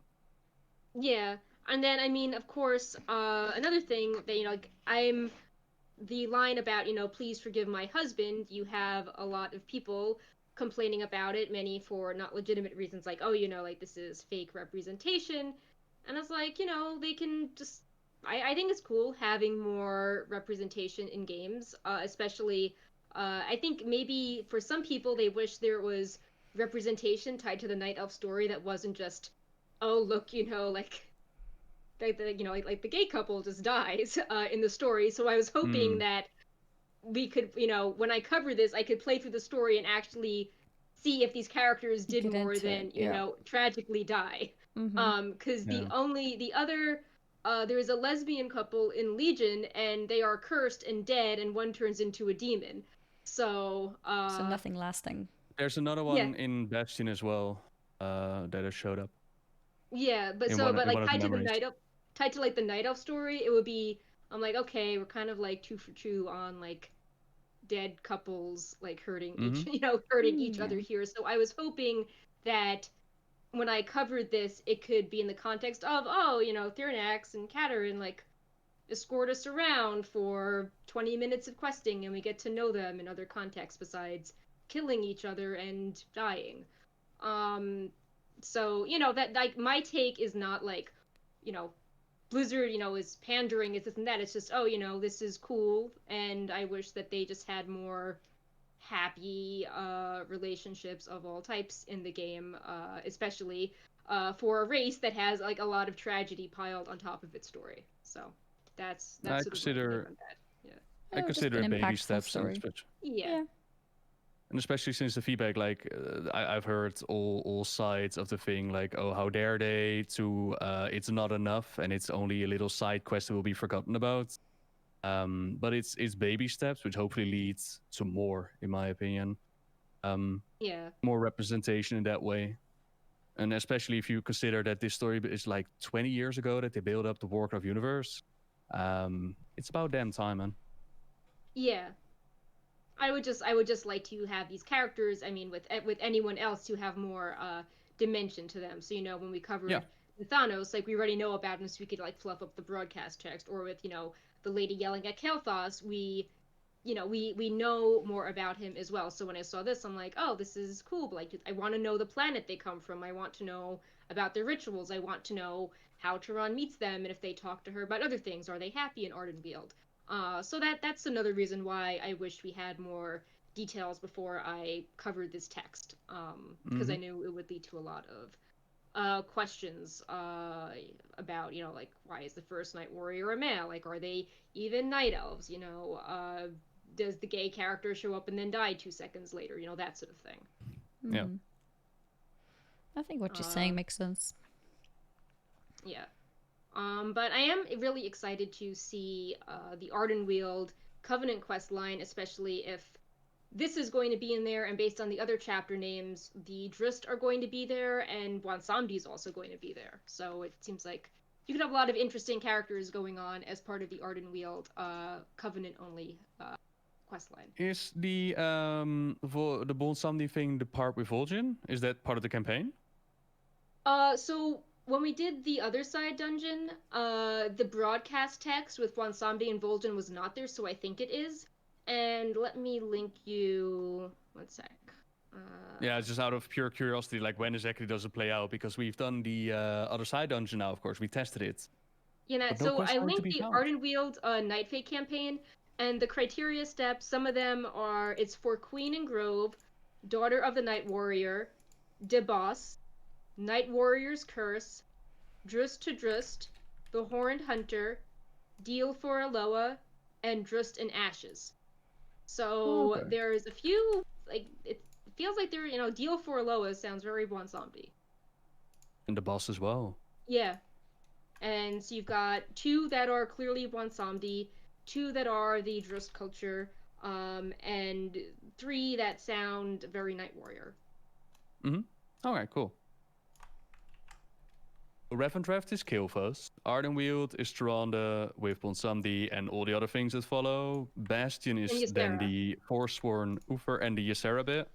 Oh, The Ysera also Ysera- plays a part. Ysera is Ardenweald, because we I was take her thinking about- pod and we... Yeah. Oh, sorry, I was thinking about the campaign that's actually, besides the main quest storyline, I was thinking about the campaign what actually takes place there, because Kel'thuzad isn't part of the main questing, it's the only way you sign up with the Venfir. Yeah, it's like the Covenant exclusive thing. Exactly. So, yeah. And then Ardenweald... everyone sees Ysera, yeah. Exactly. So Ardenweald would be the Bonsomdi bit with the Night Warrior. Bastion would be the Forsworn Uther bit where it finally gets interesting. Yeah. And then there is Maldraxxus. What do we do with Maldraxxus? Well, I think there's hints. Well, there was a new Kel'Thuzad model, so I assume that the story would be Kel'Thuzad and Primus. Let me pull up the campaign to see if we learn more about that. Yeah, because Kel'Thuzad model has been found, and the other houses still stand, so there's still threats to be dealt with. Yeah, it's just Well, the the war that takes Maldraxxus- place. The Maldraxxus story achievement is hold on, is that the right one? No. Let's see. No? Okay. I linked the wrong one, sorry. Okay. It's okay.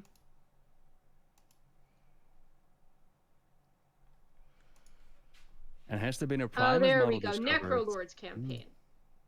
Yeah. There we go. That is the right URL. So, Necrolord campaign, the names of these steps are Champion of Pain, House of the Chosen, Matron of Spies, House of Constructs, House of Plagues, Ritual for the Damned, and the Empty Throne. Empty. Oh, that's interesting. Like Yeah, all the that other sounds names like- are like those are just the houses, but the Empty Throne Right. would be the seat of the Primus, ain't it? Yeah. So Put that on the screen too. Ooh. Maybe we'll Like, save the I Primus feel for the like- campaign. Ooh. yeah, I feel like Kel'Thuzad with Maldraxxus would be interesting, which again, like all these signs kind of point to Arthas. Like if we have if Kalia is on the Ice Crown Citadel, if she's a major character to be part of the intro storyline, and then Bolvar is now known as the High Lord, and his daughter Talia is there, and Sylvanas is in the Maw, and Arthas is such a central character to her, and the Lich King's helm still has power in it, and then we have Kel'Thuzad and Maldraxxus. I feel all these things are sort of... it's a perfect setup for Arthas to reappear at some point. Oh, really? You think so? Yeah. Like, and then you have, when they made those figurines of more Warcraft characters, they did Sylvanas, but then they also did Arthas randomly, and it's like, what is Arthas doing? He's just... And then with how, like, all the games work together, I do think that Warcraft 3, I mean, it flopped, so they cut the marketing, but I feel that with Warcraft 3, they were trying to put Arthas front and center, so we... like all the new baby players that didn't get to experience Arthas first time around, now it was like a refresher course on the origins of Arthas. I actually Yeah, haven't heard okay. anything about Warcraft 3 Reforged for a long time. Is that because nothing is happening or just no one's interested? Well, they didn't even put it in their quarterly report as to what things did well or poorly. They're just like, yeah, let's pretend it didn't exist. Oh, Ooh. ouch. They were like, 8.3, and then like COVID hit, and we had this experience buff, and it was super good, and like, let's just not talk about Warcraft 3 that also launched in quarter 1. Hmm. Smart. Only thing I've heard is that people are struggling with competitions, so they kind of butchered their own competitive scene. And Yeah. the game still needs They're to be trying to do fixed. different pretty MMR, much. that's what I heard. Hmm. And they made some changes which also affected the original game, right? So like everyone were Yep. affected, even the people who enjoyed Yep. the original. Yep. Yeah. I don't know who came up with that brilliant idea, but yep. Mm-hmm. I saw a question in the chat. I know we're in the middle of things, but about It's good, whether we upload these conversations to a podcast. And the question, I mean, the answer rather, is yes, we do. We upload all of these to YouTube after the show. Within a day, normally we upload them onto YouTube, so you can check all of them if you want to. Cool. I don't think we had any more points, did we? We've been talking for a while.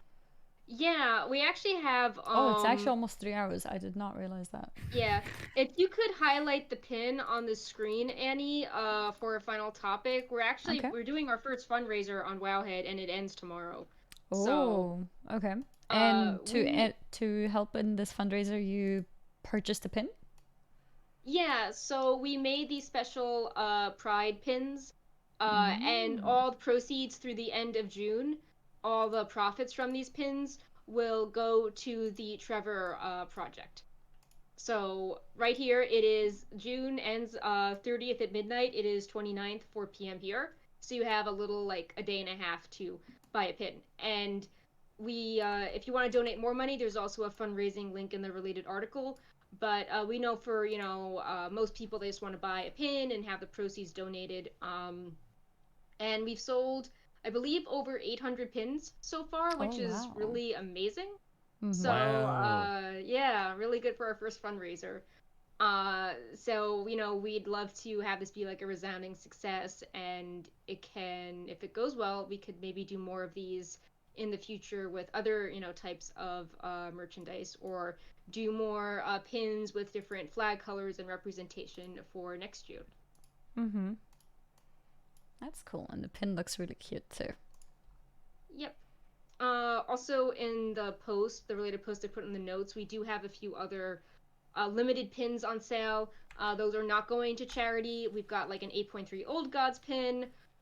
We've got a 15th anniversary pin, and we've got like a sort of Shadowlands-y pin that is not officially called Shadowlands. It is called Rocket of the Damned. Because Shadowlands. It does not have a license to Shadowlands. It's just like a goth-looking metal pin. And the 15th anniversary and the goth pin might be restocked later in the year, but these are all done in limited amounts. The Old God pin, I don't believe, will be restocked, and the Rainbow pin in its current form will likely not be restocked. Maybe next June, but we might try to do something different with the colors next year, or like I said, do a few different flag variations with the rocket. So yeah, we really appreciate all your support with this. Like I said, it's our first fundraiser that we've tried to do, and 800 pins is a really big amount for us, as we are not a apparel company. So we're super excited. And SAS has to put together and mail all of these pins, put them on their backers by hand, put them in envelopes, do all the shipping. So SAS has a huge amount of work. Wait, does SAS actually do all of that manually? Yep. Oh, wow. It saves time and cost. So he's actually getting the pin backers printed right now, all unique ones. There will be like a black and rainbow one for the Pride pin. And then he is attaching them to the backer, because like a lot of people that buy them, they don't want to wear them, they want to collect them. So in the pin community, having the proper pin packaging is important, because it needs to look nice when you keep it in its pristine packaging. You can't just, put a pin into an envelope. It needs to have like a little piece of art that it's attached to. Gotcha.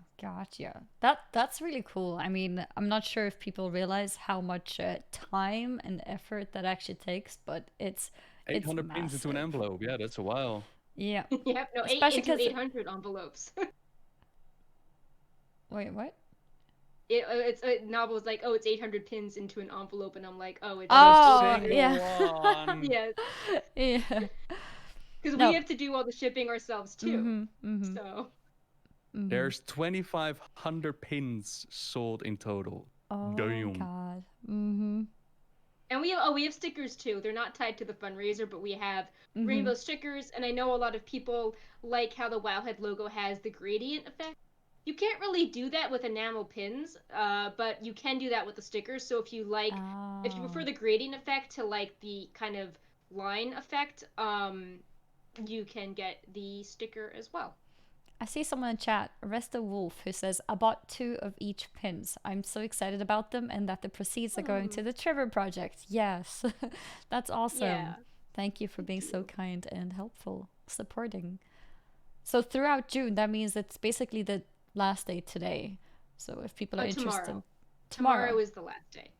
Oh, okay. My date says 30th, but that's because it's past midnight. Yeah. But for me, there are approximately 32 hours left to buy a pin.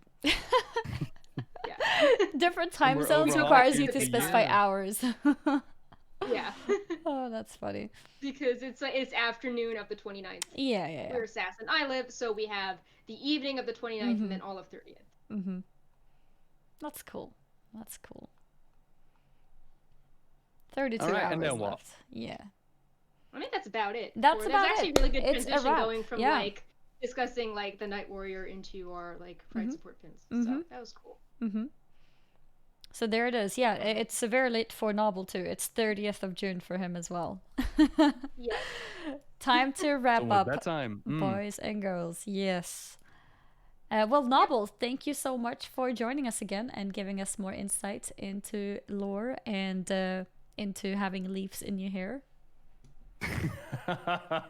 Yes, I am happy that I could provide my expertise for hairstyles. As everybody knows, that is my forte. Oh, yeah. No, but honestly, thank you very much for having me on again. It's always so much fun. Always a discussing the pleasure lore and all the having you. things. So, thank you. Oh, check out Nobbel's Pantheon of Death video that we put out yesterday. Yes. He's super proud of it. Maybe we can get a article link is for it. nice. Yeah. Maybe we can get a link for it. That would be great. Yeah, let me get a link quickly as my cat's trying to maul me. Yeah. And thank you to all of you guys who tuned in today and supported and hung out.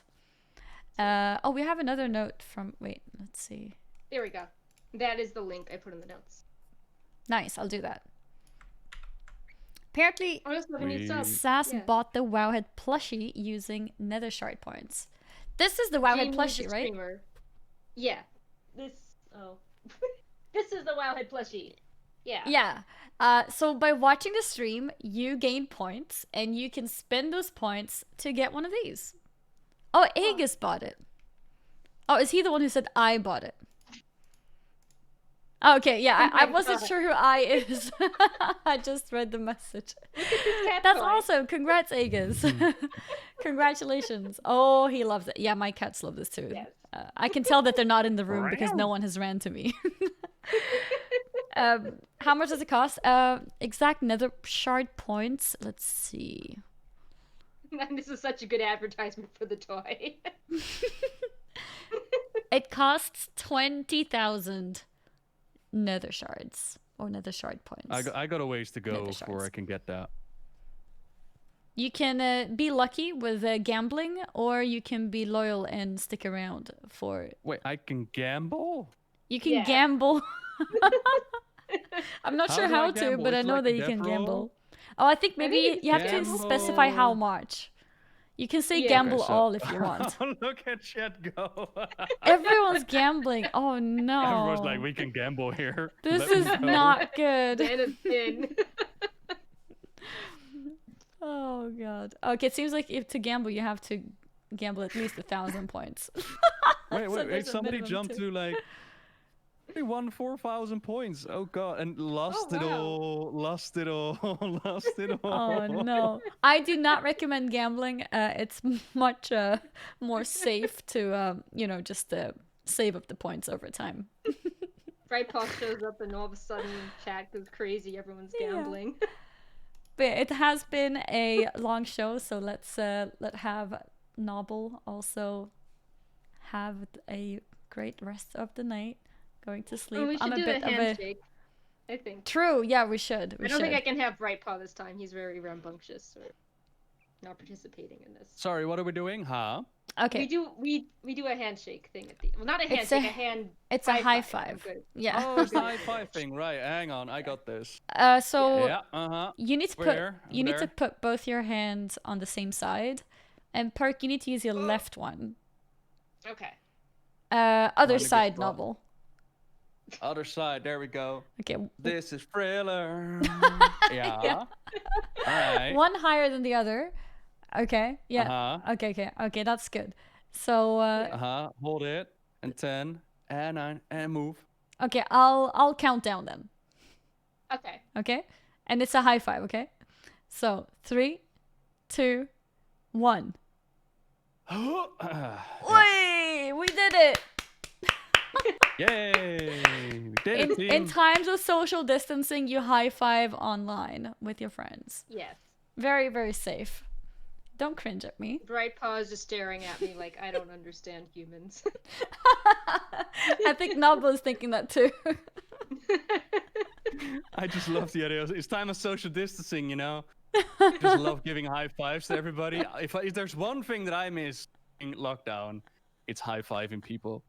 Thankfully, Yeah. during the power. Gotcha. Got it. But yeah, thank you all for hanging out today and supporting and watching. And the VOD will be up on YouTube within 24 hours for those of you guys who want to catch up on whatever happened or if you want to watch the high five again. And we'll be back next week, same time. And again, thank you, Nobbel. And don't forget to check Nobbel out. His social medias, he is a very great YouTuber. He's a great streamer. He's a great Twitterer. Is that a thing? It is a thing now. So you should definitely go and check out his channels. Twitter. Okay. Bye-bye, everyone. Yes, Bye, make sure you check buddy. him out. Have a great week. Apparently a great singer too. Have a great rest of your week, guys. Bye-bye. Bye.